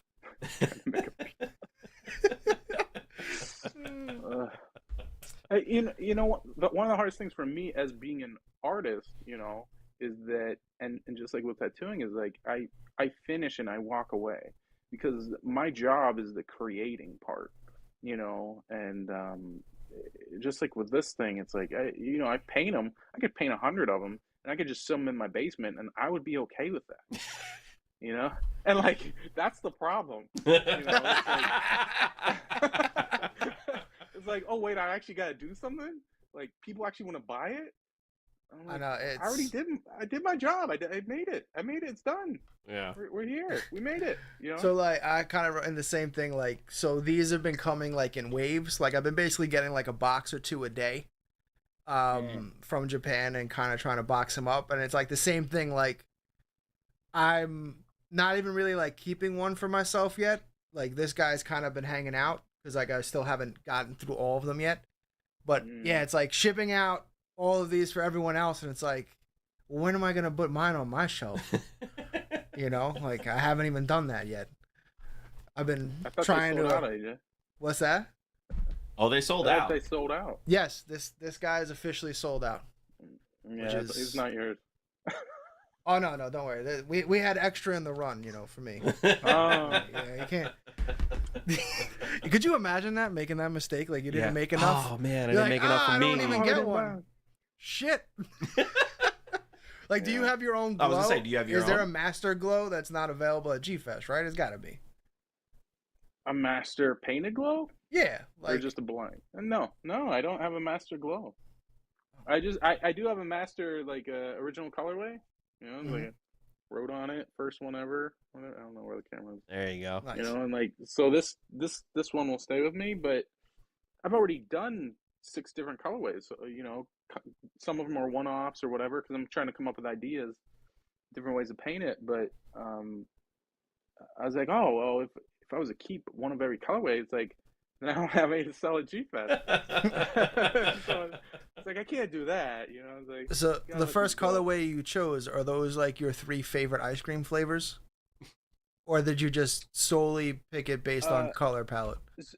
This is just based. This one here is actually based off of the original Flash design. So in the original Flash design, I had like like a pink ice cream and a mint chocolate chip ice cream, and then this kind of like brown one in the middle, and kind of more of a classic eye, and then the red cherries. So it's like in silver dish. So I tried to keep this like, you know, if I was to interpret that original Tattoo Flash into a toy, like this is the original version. And I've also thought about not limiting the original colorway, maybe just continuing to produce that in small batches, and then limiting, some of the other colorways and stuff. So we'll see. I have a lot of decisions to make, and yeah, man, I haven't made them all. And it's always nerve-wracking. Like, is this the right decision? You know, like we had people. I remember seeing on the message boards because like it took like 2 weeks for this guy to sell out, right? So I remember seeing like one of the after the first weekend, there was a post like, "Oh, so how is everyone feeling about this? Like it hasn't sold out yet. Do we not like it?" And I'm like, "You don't even have it yet." You know, it's like, wait, you only like it if it sells out? Like, dude, you're talking about internet trolls. No, man. I know, but to me, it was like, yeah, like it's probably some like 10-year-old kid. Who knows? It's either some 10-year-old kid or some 50-year-old. But that's where it's like those things that you just gotta like not really pay any mind to it. But yeah, it's like, well, and you're doing bigger runs. You know what I mean? It's like I'm yeah, exactly. My largest run is going to be 10. Mm. Well, they're all going to be hand painted by you. I mean, if all of ours were hand painted, well, yeah, we would have just did 10. Well, I mean, they are hand painted, but you know what I mean. Not, 10, yeah. Yeah, no, it's mass production versus literally every figure is literally touched and developed by you every single. That's just an amazing thing to like if I had, I'd be like, yo, see this? This was hand painted. Like I should make one. It'll be the worst Godzilla known to man. Hand painted by AJ. Hand painted by me. It'll be so. I know I'm gonna do that. It's gonna be so bad. I'm like, it's a one-off. Let's go. Kaiju Live exclusive. Kaiju Live exclusive. AJ can't paint for crap. Oh, that kills me. Oh, just sitting here picturing you just going. Yeah. Like, I fucked up. Just keep going. Just keep going. Just keep going. And I mean, that's the thing about that stuff. If you mess that up, man, you are done. You're just done. You know, when you're painting, you gotta get the 9 acetone colors, 9 colors on a figure, like you're not gonna be like, oh, let me just, strip this one section. Like, no, you can't do it. Like, start over. Yeah. So before we bring on our next guest, I really wanted to have a big discussion about Singular Point. How much time do you have? You did? You wanted to have a big discussion? There's not much to talk about because we know all about Singular Point. There's not much to discuss there. I mean, like, let's talk about how much Godzilla's in Singular Point. He's in it. We just ended the conversation. He's like, wait, is this show even called Godzilla? Like, what is this called? It's like the origins before Godzilla arrived. Like, come on, dude. It's Singular Point. Like, the only point is that Godzilla's not in the show. Like, that's why it's called Singular Point. I was like, I sense a lot of passion here between you two about this. It's so funny. Oh man. Yeah, fantastic. There was a time where we were just in our when we created the other chat when we had the big tattoo show with all you guys on, and half the time it was just me and Matt just literally busting each other's balls about Legendary Godzilla and Singular Point. Oh, it's fantastic. Oh, but yeah. But yeah. So anything you would like to discuss, sir? Let's show off this. Where can they find you? Yeah. Where can you can find me? The main place to find me is on Instagram, and you can find me under Octeel Tattoo, OCTEEL Tattoo, and all of my toys are going to be sold through my Instagram. All the information regarding Kaiju Cream is going to be through my Instagram. If you are into tattoos, if you're into Godzilla design, if you're into toys, I pretty much post everything from my world kind of all through my Instagram. And at this point, it's kind of like a cross-pollination social media. It's like, I might post a toy I painted, I might post a tattoo design, I might post a tattoo I did that day, and I'm kind of taking from the tattoo world and bringing to the toy world. I'm taking from the toy world, bringing the tattoo world. And I don't know what's going to happen, but it's kind of starting to congeal at this point. And, I've been doing it for a pretty solid 2 years at this point of just exclusively kaiju tattoos for the most part. And it's awesome. It's fun. I love every day. I love making toys. I love painting toys. Really what I found out through this process of learning to paint for my own toys is that that's the part of toys that I'm super passionate about. So recently I've done some, like I did that that paint for Attack Peter. I've done some paints for Mark Nagata. I have 2 other toy makers right now that have shipped me toys to paint for them. So if I sent you a blank version of this to paint, would you even, or would you like So literally, just throw it in the would you trash? just throw it in the garbage? You know, like I would. You'd have to send me 2, and I would send you 1 back. I would. there's a if you there's could a get a video of blank you in my just setting hand- the other one on fire. No, if you get a blank in my hand, I will absolutely paint you a blank of that figure for sure. I promise. Awesome, man. I wouldn't roll it around in my dog's poop or anything like that. It kind of sounds like you would. No, I wouldn't. I swear I wouldn't. I'd paint it for you. All right, man. This has been great, I'm just- dude. This is great. I'm so You know what I'm excited gonna for do you. for you, AJ? I'm just gonna cut out images of Singular Point. I'm gonna decoupage them all over the Godzilla and then put it out. He's gonna decoupage them. Oh my It's like your 2 god. favorite things in one place. Like you're just gonna, your head will explode. Promise. You know what? We're gonna make it happen. We're gonna make it happen. Let's do it, bro. I'd do it for you. I'd do it just for you. Peter says you should definitely paint it. Yeah, I would paint it. I am. Well, thank you All for man. taking your time and No, thanks for having me on. It's been so much fun. Yeah, man. It's been great, and congratulations yes, on congratulations. 2 years sticking with it. I think people are gonna love this thing. I think you're gonna have a great G Fest. You might not walk away with any money because you spent it all, but it's gonna be a great G Fest regardless. Yeah, regardless. Yeah. But all right, everybody, we're gonna go. We'll be right back. Just gonna take a quick break, and we got Adam coming up. We're gonna We're gonna go get all of our drink stuff. I tell you, you wanna build. You don't have, by any chance, have the ingredients. You want to build the drink with us as well?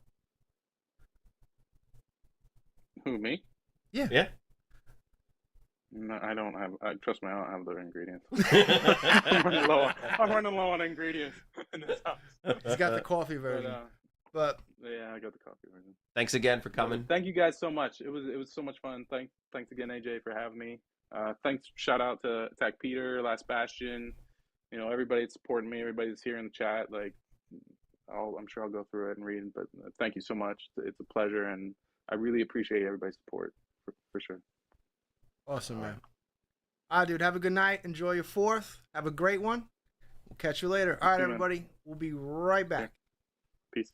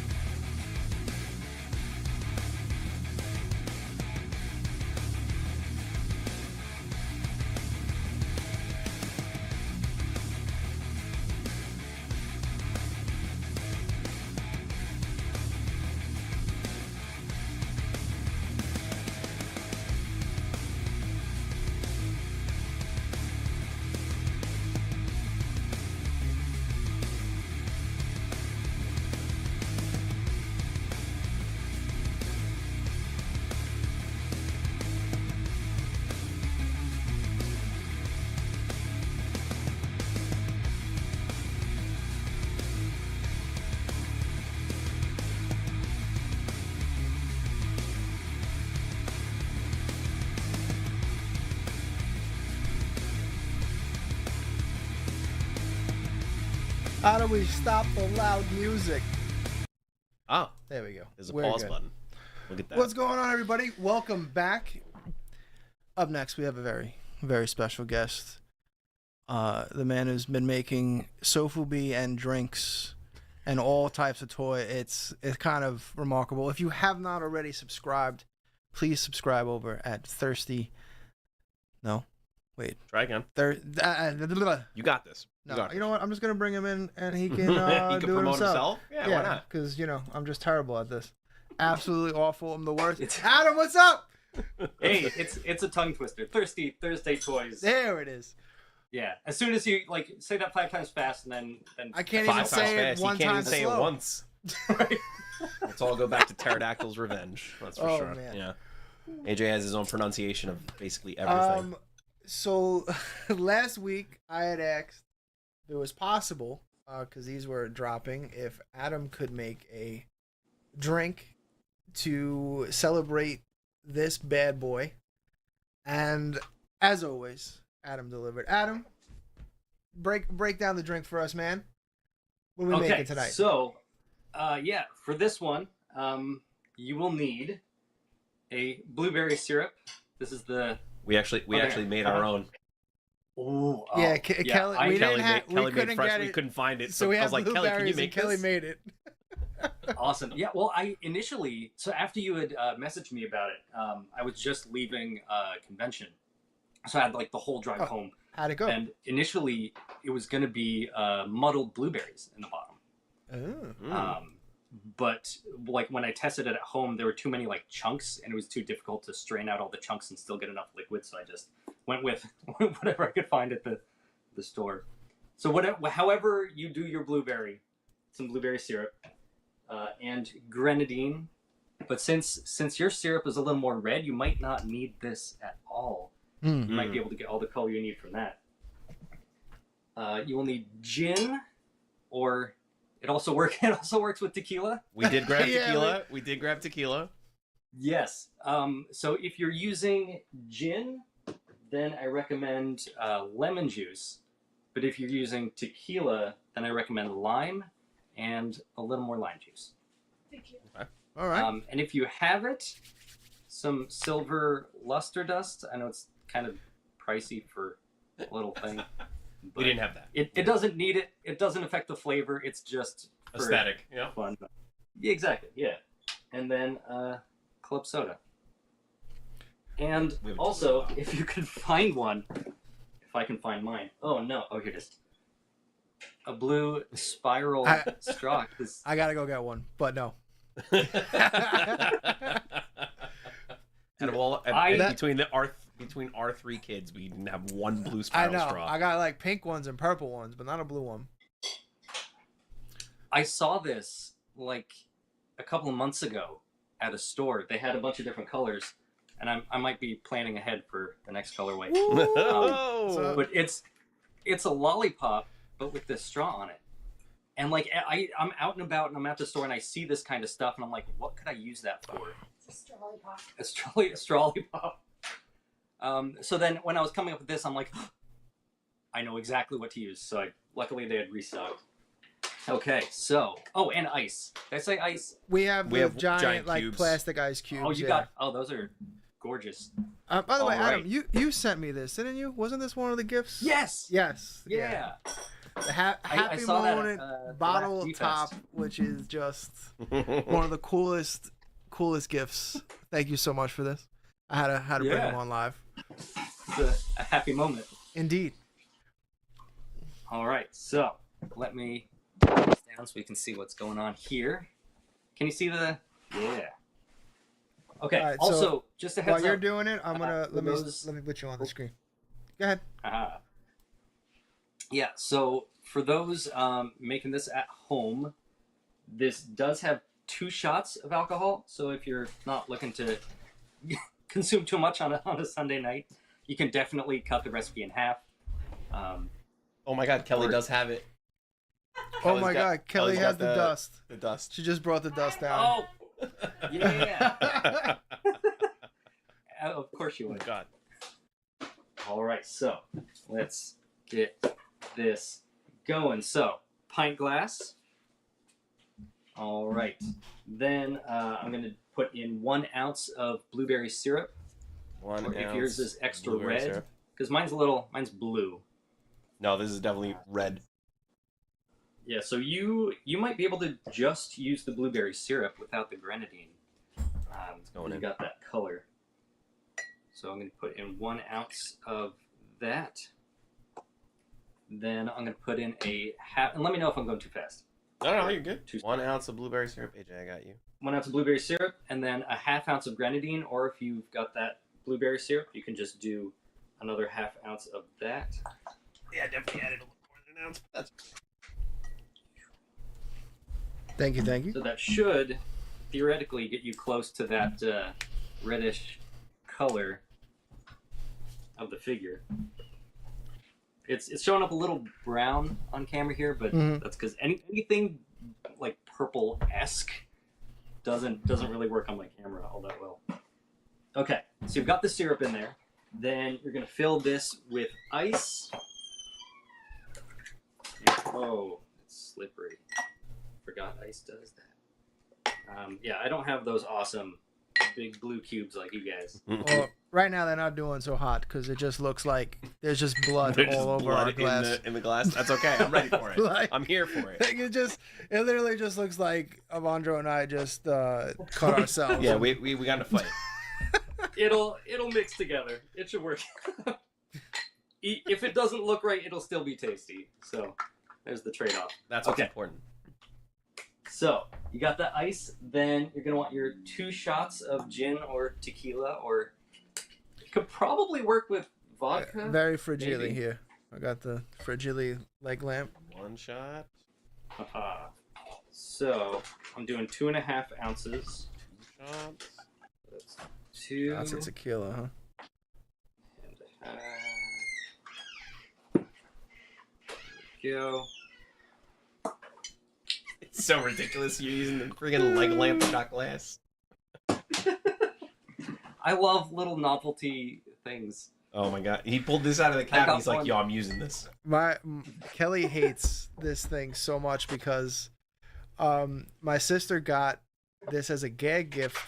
She got us the big lamp, like the actual lamp, right? And I love it. And, you know, she hates it. Every Christmas time I display that thing in like the most ridiculous. She's like, you gotta be kidding me. Get that out of here. I'm like, no. It's beautiful Christmas decoration. Tradition. All right. Then silver luster dust a little bit goes a long way. So Oh, yeah. yeah. Just a little bit. I'll let You you can always handle that. add I'm not- more. This This stuff will come out. This stuff's actually like edible, Yeah. or is it, 100% edible. or when you know, we got a little bathroom break later, we're gonna be very glittery, or Dude, I'm covered in this right now. My wife's gonna think I went to a strip club. I've consumed a lot of this stuff and I'm fine. My wife just gave me a look. She's like, "Are you though? Are you? Are you?" Okay, so we Who's got next? glass, blueberry syrup, grenadine, ice, gin or tequila. We got our silver luster dust, then like a squeeze of lemon juice. I know a lot of people say fresh squeezed is best, but you know, whatever you got.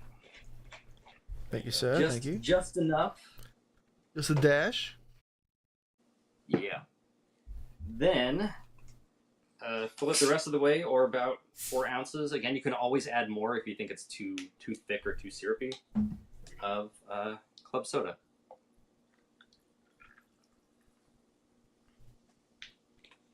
Believe it or not, the blue ice cube brings it together. Yeah, the blue ice cube is actually helping us out a lot over here. That I was gonna say that'll work color wise. Then you should have kind of a neat fade of that. Kind of matches the figure of the clear vinyl with the color Oh, spray. yeah. But flavor wise, you want to stir this all together. To put in All right. too much ice in. You can get the spoon in there. Yeah, I wonder if we can even get the spoon in here with this giant ice cube. Let's see. Like a shaker. All right, I'll tell you what. Yeah. Oh, That'll help swirl the silver dust around there and give it Okay. a little Oh, nice it's and sparkly. glittery. Dude, it literally looks like, it does look like the toy. I'm gonna be honest, it looks exactly like the toy. Let's see. Smells good. You can kind of see that on there. Oh yeah. And there you go. Mm. Spiral 01. Let's give it a shot. Let's see. Ooh, that's tasty. Mm. Put a little more salt. Now, for those that don't know, Adam also did an evil Yujiak drink as well, which was also delightful. Just delightful. Thank you. If you haven't seen it, definitely check out our channel archive somewhere in there. There should be the chat. But that was another fun night. My dad's reaction. Kelly, we put the glitter in. Don't worry. It's sparkling. Dude, this is really good. Yeah, it really This does is tasty. You sparkle. can't even Thank taste it. Can't even taste the tequila. It's dangerous. Yeah, that's how I work. Dangerous. So let's see. Let's got the test here. Where is he? All right. I Yeah, can't let's see figure how this that- out. Hold on. There we go. Yeah, man, it's not doing the best job of showing it off, but in person, that little glitter that's in there really helps, man. It's awesome. Yeah, this is great. Delicious. Delicious. All right, Well, so cheers. now, well, Cheers. So now that we got a drink, what shall we discuss? We kind of So- didn't really plan for it, so this is so- off the cuff right now. So, Adam, let's get your opinion on Yeah. Singular Point. Ooh. I enjoyed it. I watched it twice. I did the sub and then the dub. Which one did you like better? So I don't remember. I'm big into like one or the other.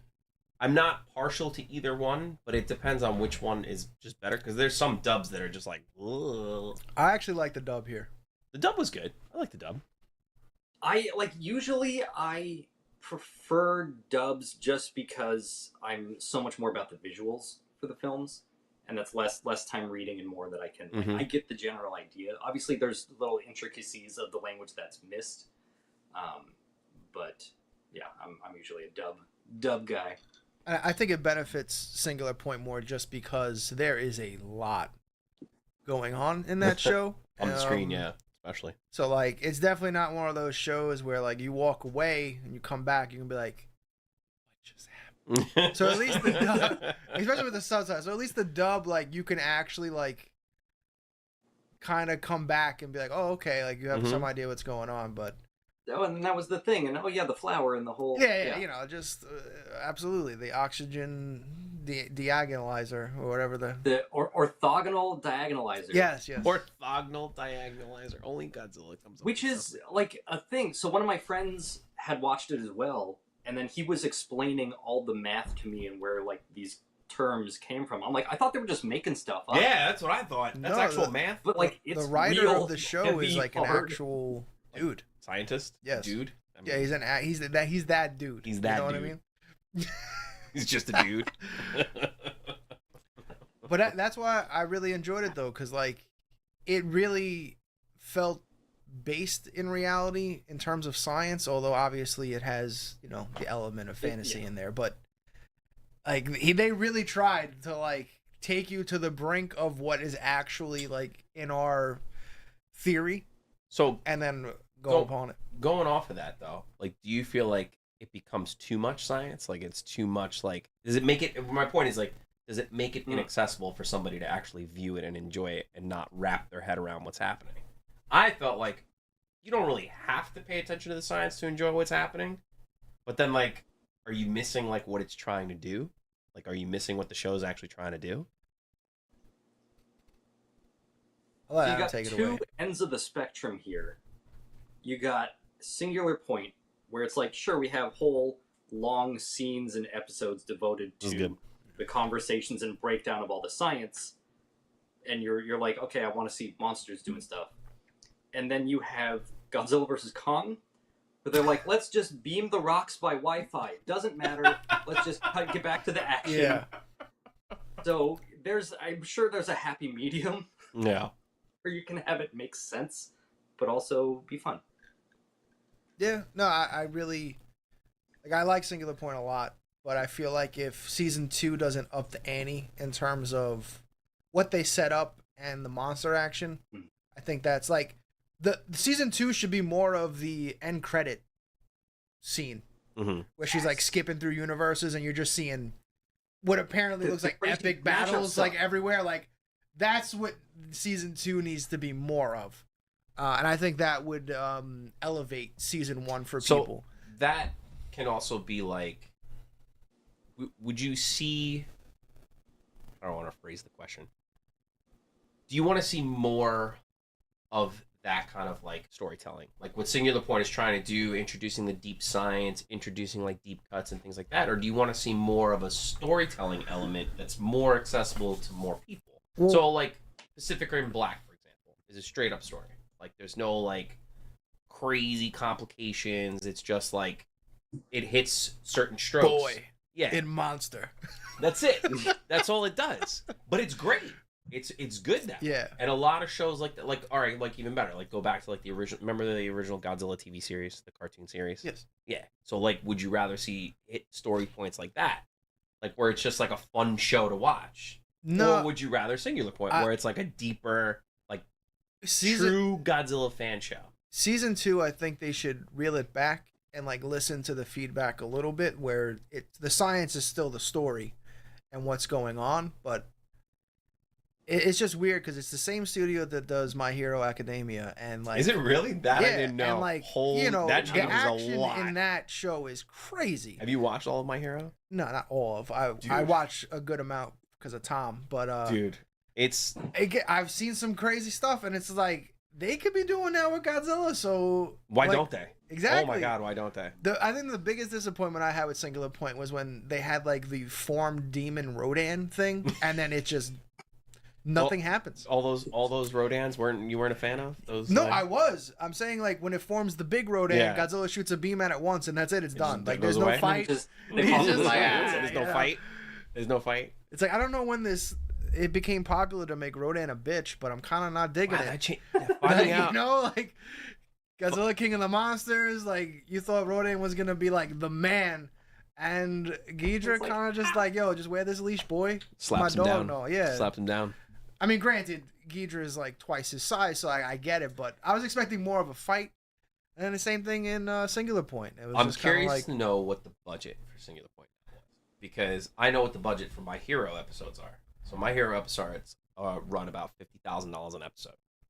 Like that's not bad. It's not one of the higher ones either. It's like because like you go through all like the really popular animes right now, like what's it called? One Piece is $90,000 an episode. $90,000 an episode, and they did like 2,000 episodes. They're that's an expensive show. They're up to 1069, I think. Yeah, but $90,000 an episode. Demon Slayer is $80,000 an episode. You know, Attack on Titan I think is 75. Kaiju Live's like $80,000 an episode. Yeah. You know, it's where's my salary at? We got health benefits. You know. We pay all the guests to come That's on. why I'm curious. I'm curious, really, to know how much Singular Point's episodes were, like how much it would cost. Yeah. Because that's not it looks like an expensive show, like just the way it's animated and the way it's done. It just seems like that should be at a high price point. Yeah. I feel like once they get Mechagodzilla going, they're gonna do. Well, that's what AJ and I were saying. Like, you can't. If you're gonna throw Godzilla in, you need Mechagodzilla at some point. And imagine that Mechagodzilla fighting like Kiryu. You know what I mean? Like that's like one of the theories that I had with the show, where like that end outro is all the different Singular Points, and like so in this show you could theoretically literally have any battle you want. It's the multiverse of Godzilla. Like you can have Kiryu versus this new mecha, or Kiryu versus Showa mecha. It'd be crazy. You can have Legendary versus Shin. Like just do whatever you want. They could literally set that up to kind of do whatever they want for season 2. From wherever. Yeah. So, I love the weird combo stuff. The Kumunga Megalon thing. Yes. And then Hedorah blood. Or whatever it was.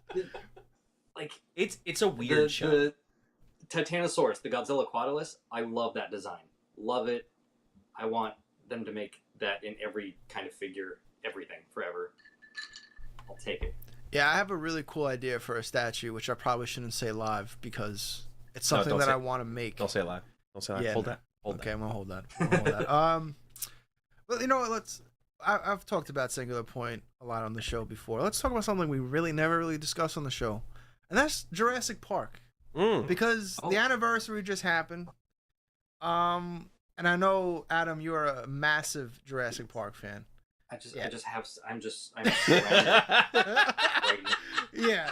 See, So, all right, I want to go off on this because I actually have. dude, are those all the original ones? No, that's the Spinosaurus. Have you No, never no, watched no. the Jurassic Park That before? one. And That then one is original. The last one he just pulled. Yeah. That one, yeah. These yeah. are- That's the OG, right? This is an OG. Oh my god, I remember The- I had that, dude. Oh, does Yeah? that's Where'd got it go? the? Floppy neck. Does that have the battle damage? Like you can pull a chunk out of his side out, or is that a different figure? That's this one. Oh, And it's got Love it extra so damage much. because I don't know where the arm went. dude, that's when toys. That's when you went to Toys R Us. That was the shit. When they had know the- which all Jurassic the aisles of Park Jurassic figure I Park I stuff. remember? Wall full of them, and you're like, yes. Give The it to one me. Jurassic Park figure I remember is it was a huge T-Rex, and I think it was from Lost World because it had the guy in the cage that the T-Rex could swallow, and you could pull him out of his stomach. Oh, See, there it is. hold up. There it is. But this toy, it was huge. It was like a big one.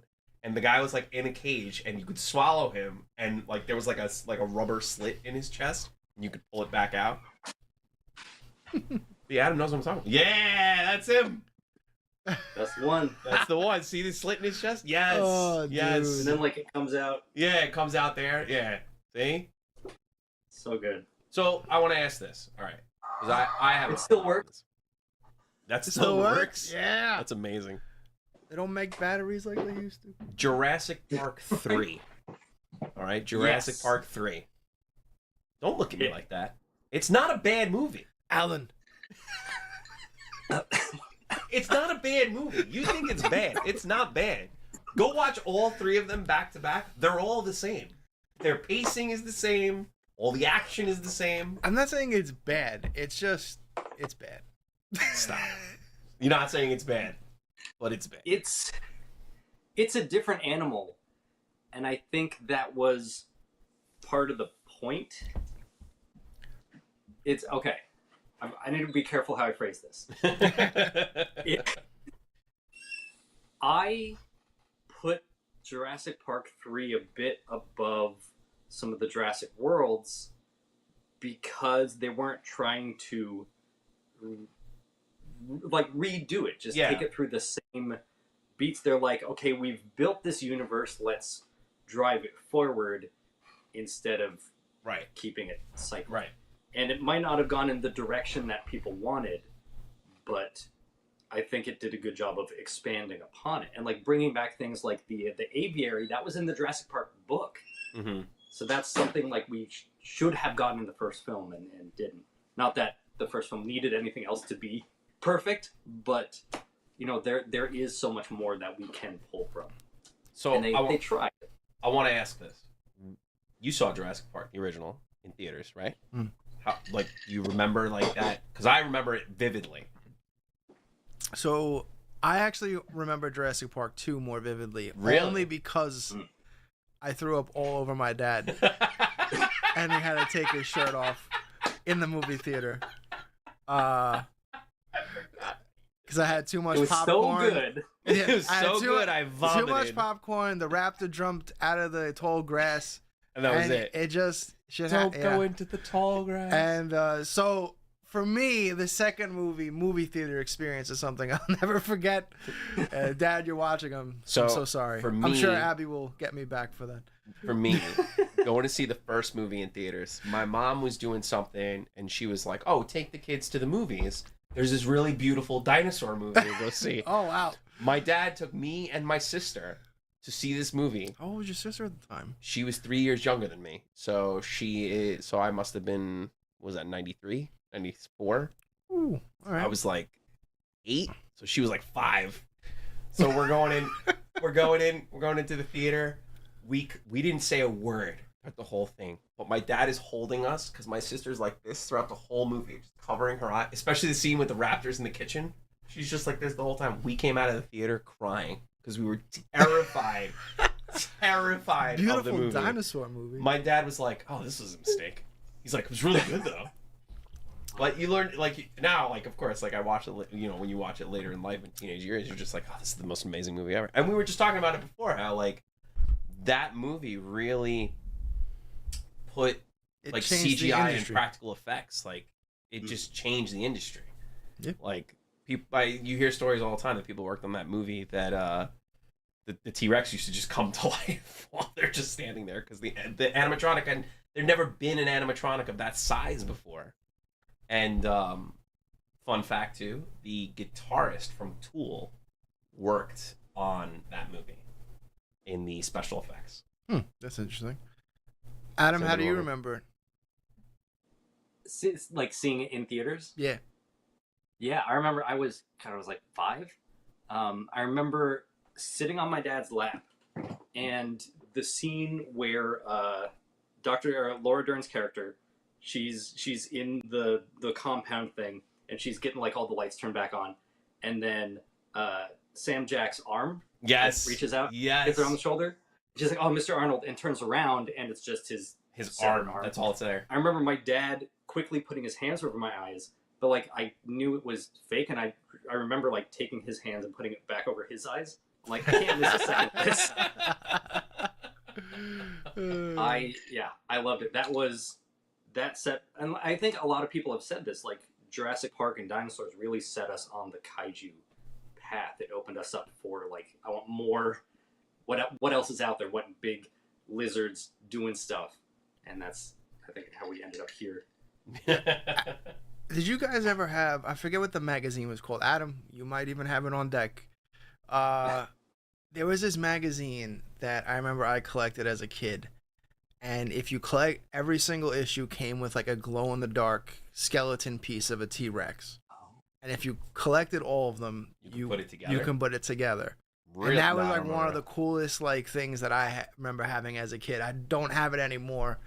I don't even remember what the magazine was called, but I remember that being like one of those like cool things where it was like, I'm gonna build this damn skeleton. So going off of more of like Jurassic Park, do you feel? Because a lot of people say Lost World is better than the original.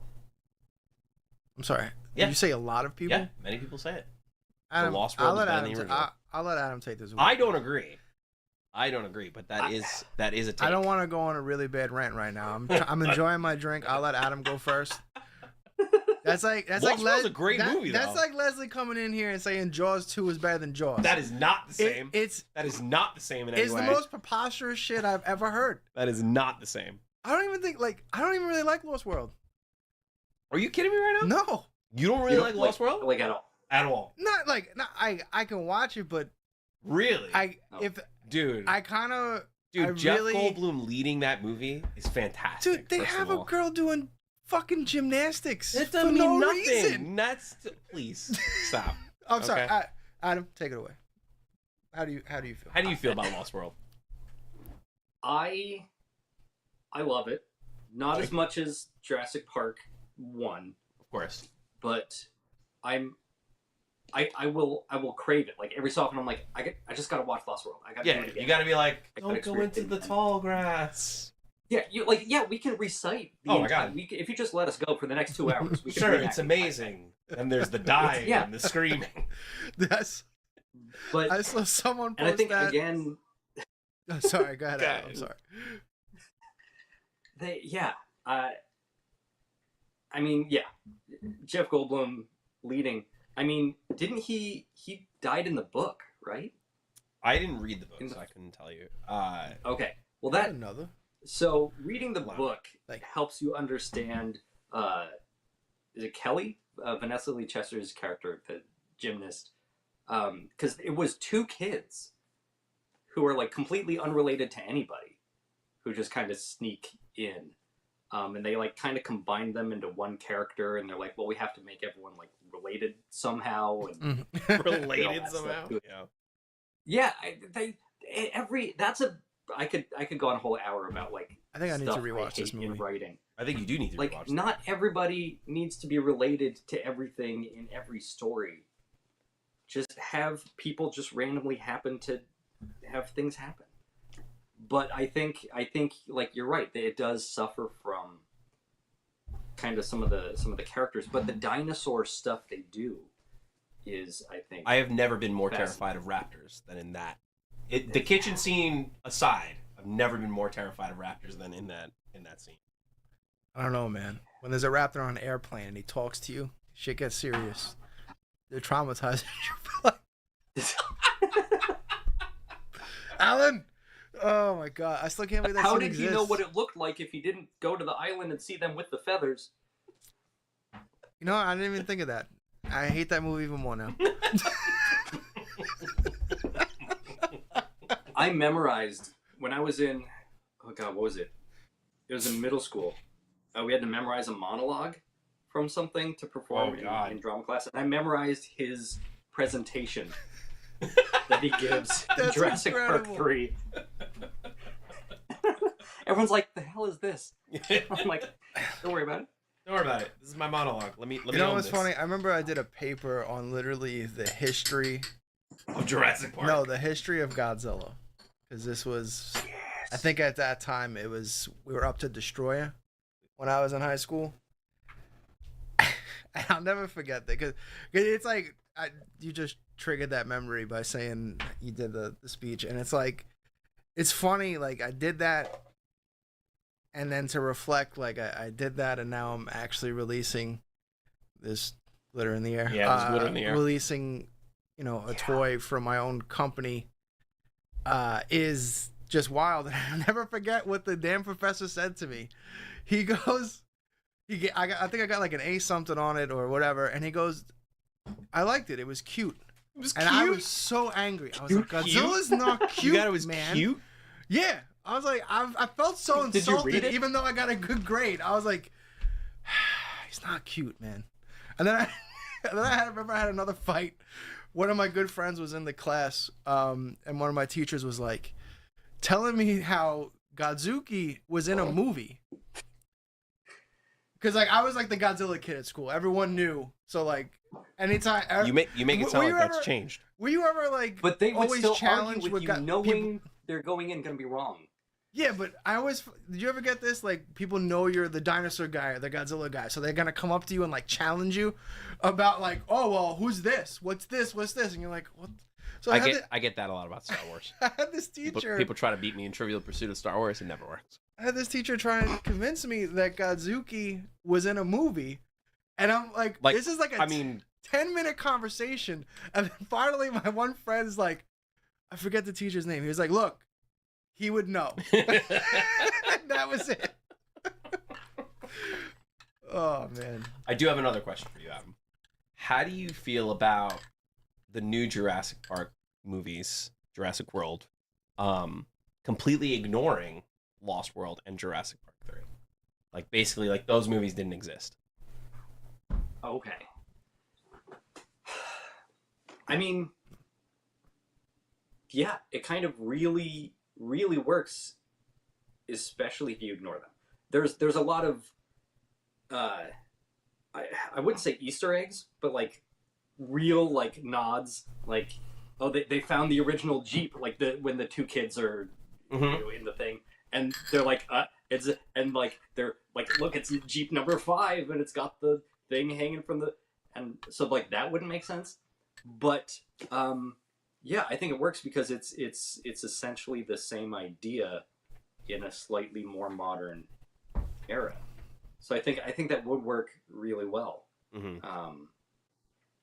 But I think also part of it, not like would fail, but hinges on like the whole thing about the Indominus Rex is like, yeah, kids have seen dinosaurs. They're kind of bored by it now. We need something bigger. And I think a big part of that is because of the other Jurassic movies existing. And it's really self-referential in that way. Which, if the other Jurassics didn't work, then they wouldn't need to take it to that level. Mm-hmm. Does that make sense? I feel like all those movies do that though. There always needs to be a bigger dinosaur.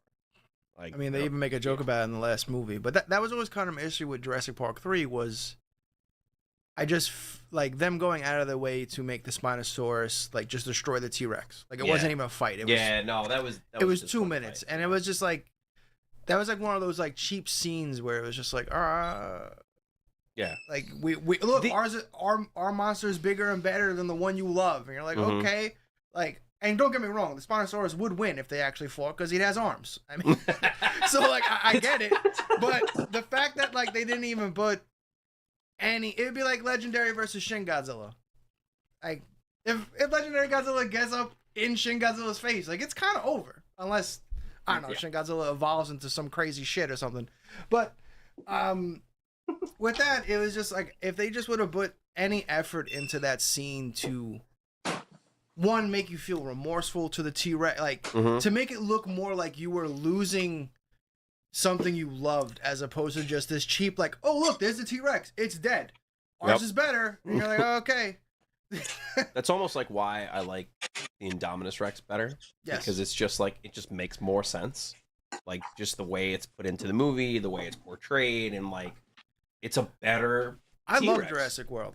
I love the other two movies after it. I don't understand. Dominion. Like, Dominion was terrible. Nah, I watched that on the flight to Japan to get pumped, and I came away like I gotta go to sleep. When you're gonna take a movie, not only are you gonna bring in the entire original cast.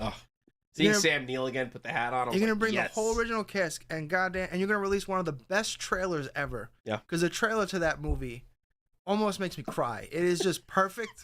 In every goddamn way. And then you go and see the movie, and it's about fucking locusts and not dinosaurs.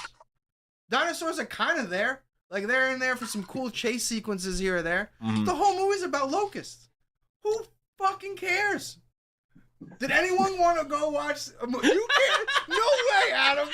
There's no way you went into that movie going, you know what? I hope the dinosaurs take a back seat to these big grasshoppers. There's no way. Let him say his opinion. Go ahead. Okay, I've been referencing the books this entire conversation, and I feel like that felt the most Michael Crichton thing out of the other 5 movies. That made the most sense to me from like what he would do. But also that said, like, yeah, I want to see dinosaurs, not Thank you. This bug stuff. This bug stuff. Especially after the trailer too, because the trailer like really lets you think that there is going to be and this is one of my issues with trailers nowadays in general. They just show you too much. That's everybody's issues with trailers. All the good stuff happens in the trailers. Yeah. And I'm kind of like disappointed in it. And you know what though? I feel like you're starting to get into the movement of less is more. Bring it back, right? please. So like look at Across the Spider-Verse. So Across the Spider-Verse trailer, you were like, this is hype. This is cool. But all the best stuff doesn't happen in that trailer. Yeah, exactly. You just get cool. You get cool stuff. You get some cool stuff, some dialogue here or there. Show your favorite character, but they're not like, hey, we're gonna just show you this whole action sequence. I will also say this. I'll also say this about Jurassic Park. Jurassic Park is one of the few movies where like you're terrified, but then you're rooting for the T-Rex at any given moment, at any time. Like the end of Jurassic World is perfect. It's great. Other than Bryce Dallas Howard can't run when in he heals or something. No. Whatever that was. No, she shouldn't be able to outrun a T-Rex. Yeah, I'm sorry. There you go. Yeah, that was a T-Rex can run at like 35 miles an hour or something like that. Those are something like those wild. scenes where like I always want to know like the behind the scenes. I felt like that in like Terminator Salvation too, where you're the actor and like the guy's like telling you, the director's like giving you the stuff, and you go, like no one just goes like, hey, what? Like wait, so I'm supposed to be like this running goes back to the whole from the foundation. T-Rex in heels? Like no one just goes, should I just take the heels off? Like I'll do it, but there's broken glass on the ground. There's broken glass on the ground. In Terminator Salvation, it was I forget. Oh my God, what's the guy's name that's in Avatar? Sam Wellington, the actor, the main actor. I think so. Yeah. It was like I don't know if you remember that movie because it kind of sucked. But What, Terminator Christian Salvation? Bale? No, it's not a But great movie. there either. was that scene where like they're hiding out in, I don't know, a shed or something of that nature, a garage, and they think the coast is clear, and then all of a sudden like a hunter killer just like shows up, and it's just like there's no way no one would hear that thing from miles away. Like it can't just sneak up on you. It's like one of those scenes where you're just like, so wait, what are we acting out? You know, like I don't think that would work that way. It is fascinating to like think about like just certain things. You're just like, "Ugh, Yeah, that doesn't make sense. I feel like there's why are you still doing this that? old school like movie magic kind of thing. And Unlimited bullets. Like, you know, we've turned away from that. That's my dad's favorite thing. Whenever we watch like an 80s action movie, he goes, watch, this guy never reloads. how does he feel about John Wick? My dad likes John Wick. Okay. My dad likes John Wick because he feels like it's accurate. Because my dad, you know, my dad's a gun guy, and he's just Yeah. like, I could see that happen. I could see that. I could see that. Ninja bullet foo. Ninja bullet foo, gun foo, as they call it. No, but like, so like, I feel like Jurassic Park is one of the few times where you just like you root for the T-Rex. Like after the first movie, like at the end of the first movie, the T-Rex comes in and saves them all from the raptors. You're like, yes, go. Octeel's talking about Godzilla fighting Kong on a boat. Look, man. Look. I'm gonna be honest with you. I had a problem with that scene too. Come on, dude. Okay, Godzilla should have murdered hold on a him. second. Hold on a second. So this is my argument with this, and I Godzilla vs Kong, and I say this all the time, is a modern Showa movie. It's just goofy nonsense, but it's great. Like they're just A to B to C, the movie's done. There is no like, again, like Adam said, they're just teleporting fucking magical shit over Wi-Fi. Like, and then like, but you don't even have enough time to think about it because you're like, wait a minute, and then like something amazing happens. You're like, all right, You're whatever. kind of distracted by it. It's like, you know, like the Hulk and Ragnarok, the big monster. You know, you just. I know drawn him into- from work. I wonder if Godzilla said that to King Kong. I met him before from work. But yeah, them fighting on the giant boat, like, yeah, could it happen? No. Was it awesome to see? It could. Yeah. It just wouldn't have happened that way. Like, and there's some cool shots in there too, like with the jet and everything. Like, there's some cool shots with human elements in it that are good. There's nothing in that movie where I'm like, that scene looks like garbage because, Well, you know. it's no Flash, you know? No, yeah, we can't have such CGI like that. Did you see The Flash, Adam? No, I mean, you can. No, it's a good movie. no one did. Don't worry about it. I'm so far behind on stuff.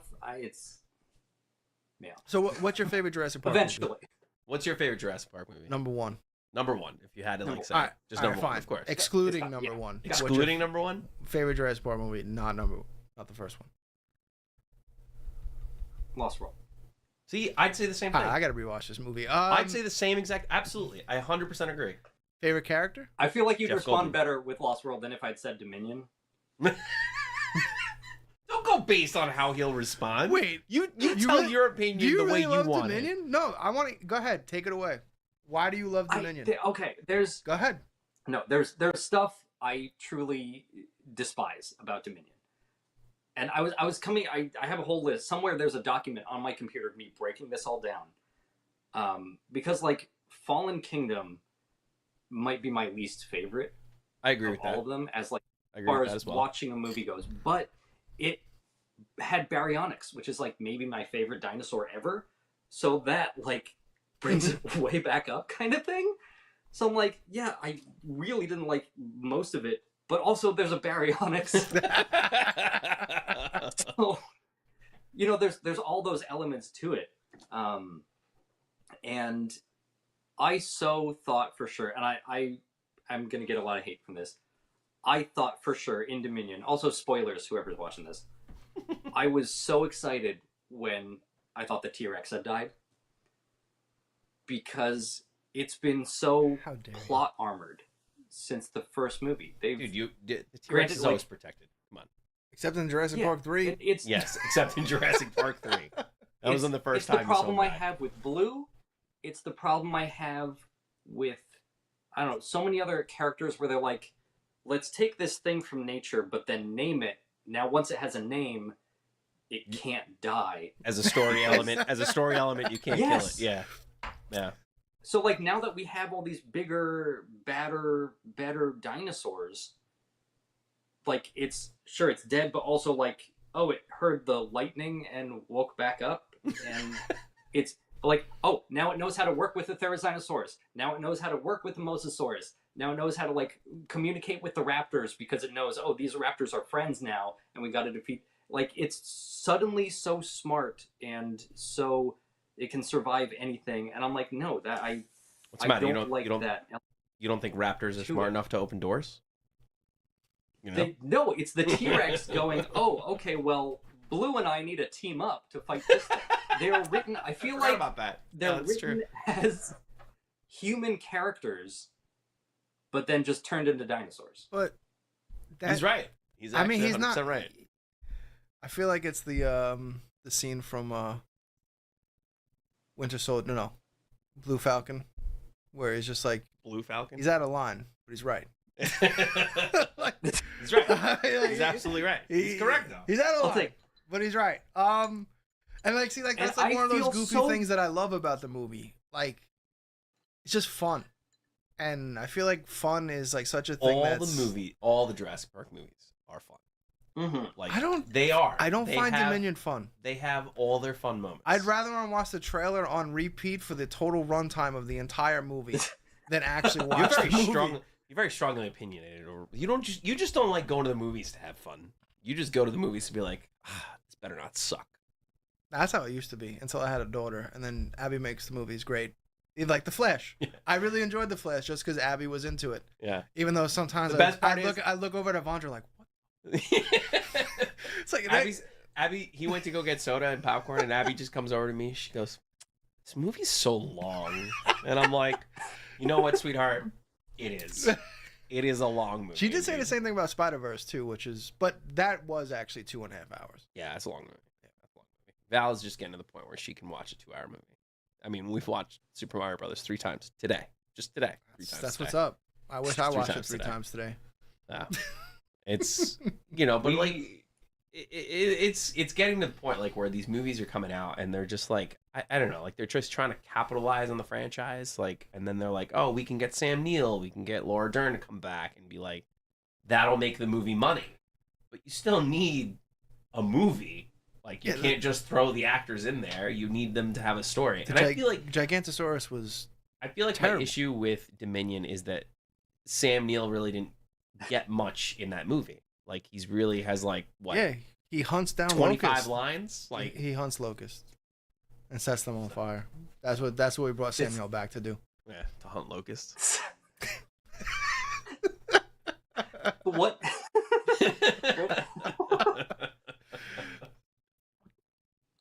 Like, honestly, if I'm being dead ass serious, I would say that the animated show on Netflix is better than the last 2 movies. I'm sorry, which animated show are you talking about? The CGI show Camp Cretaceous. Yeah, the kids show. I actually enjoy it a lot more than the last 2 movies. It is way more violent than I expected a kid show to be. Yeah.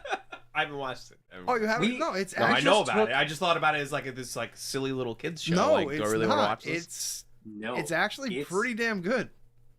It's masterfully written in how it's canon, and it like bridges the gap between like Jurassic World and Fallen Kingdom, and how all of this could still happen, and it doesn't really affect all the other stuff. But really, like, that's all that. Yeah, it's like basically how like the island got evacuated. There was this camp of kids that were still there that they missed the fucking ships. So they're fucking there. Wow. So they take on everything that's still on the island, and it's it's still a kid show, so it's got some of that kid camp to it. But overall, it's pretty good. And again, it's a great way to introduce your kid to Jurassic Park because Abby liked it. All right. I'll give it a shot. If Val ever stops watching Super Mario Bros., maybe I'll get her to watch that. We watched we actually just did that with Gremlins too. HBO Max has a new Gremlins cartoon. Yeah, I got it. Yeah. Have you watched it? I have not. That's on my list. I got to see that. It's pretty good. Like Okay. I enjoyed it. It has some Okay. things that you're kind of like doesn't. One of the things that I didn't like about the new cartoon that came out is they skip over the entire the Mogwai when they turn into the Gremlins, they basically go into an alien egg. Mhm. That doesn't exist. It just happens. Yeah, they just like, oh, they're Gremlins. Like, oh, okay. But whatever. Maybe that was too horrifying for children, so they cut the To eggs be out. burst out of the egg. But it Who was gave you that cool because idea? like after we finished the show, then it pops up the movie, Did she watch the movie? and Abby wanted to watch it, so we put it on, and obviously, Was she terrified? no, not at all. Really? No, Abby's not afraid. It's like when we watched the real Jurassic Park movie, in the goat scene, I'm like waiting for the goat scene for her to like flip out, right? Yeah. I'm like, this is gonna end them tear. Dead face looks at me. Is the goat dead?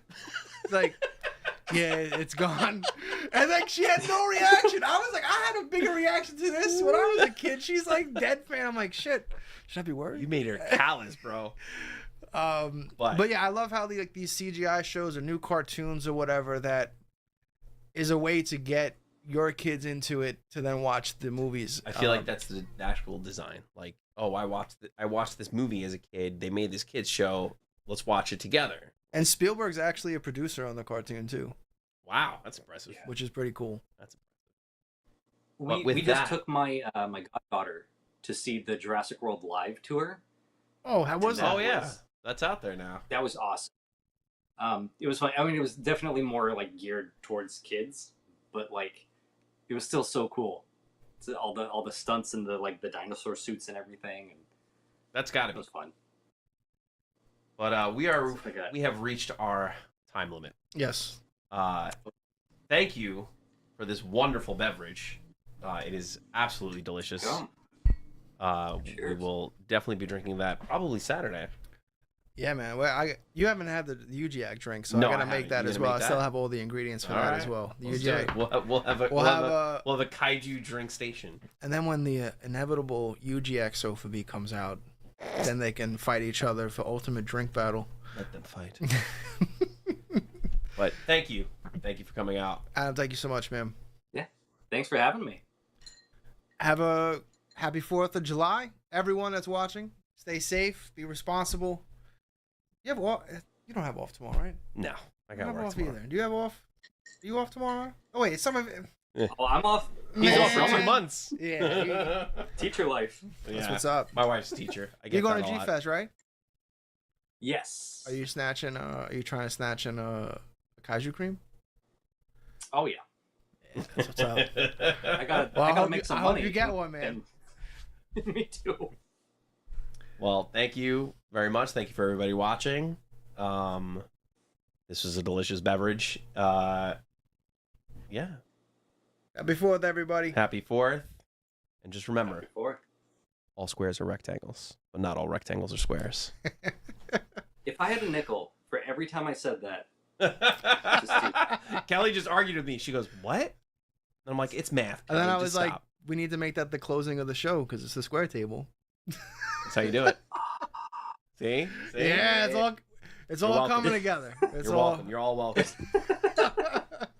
touche. All right, everybody.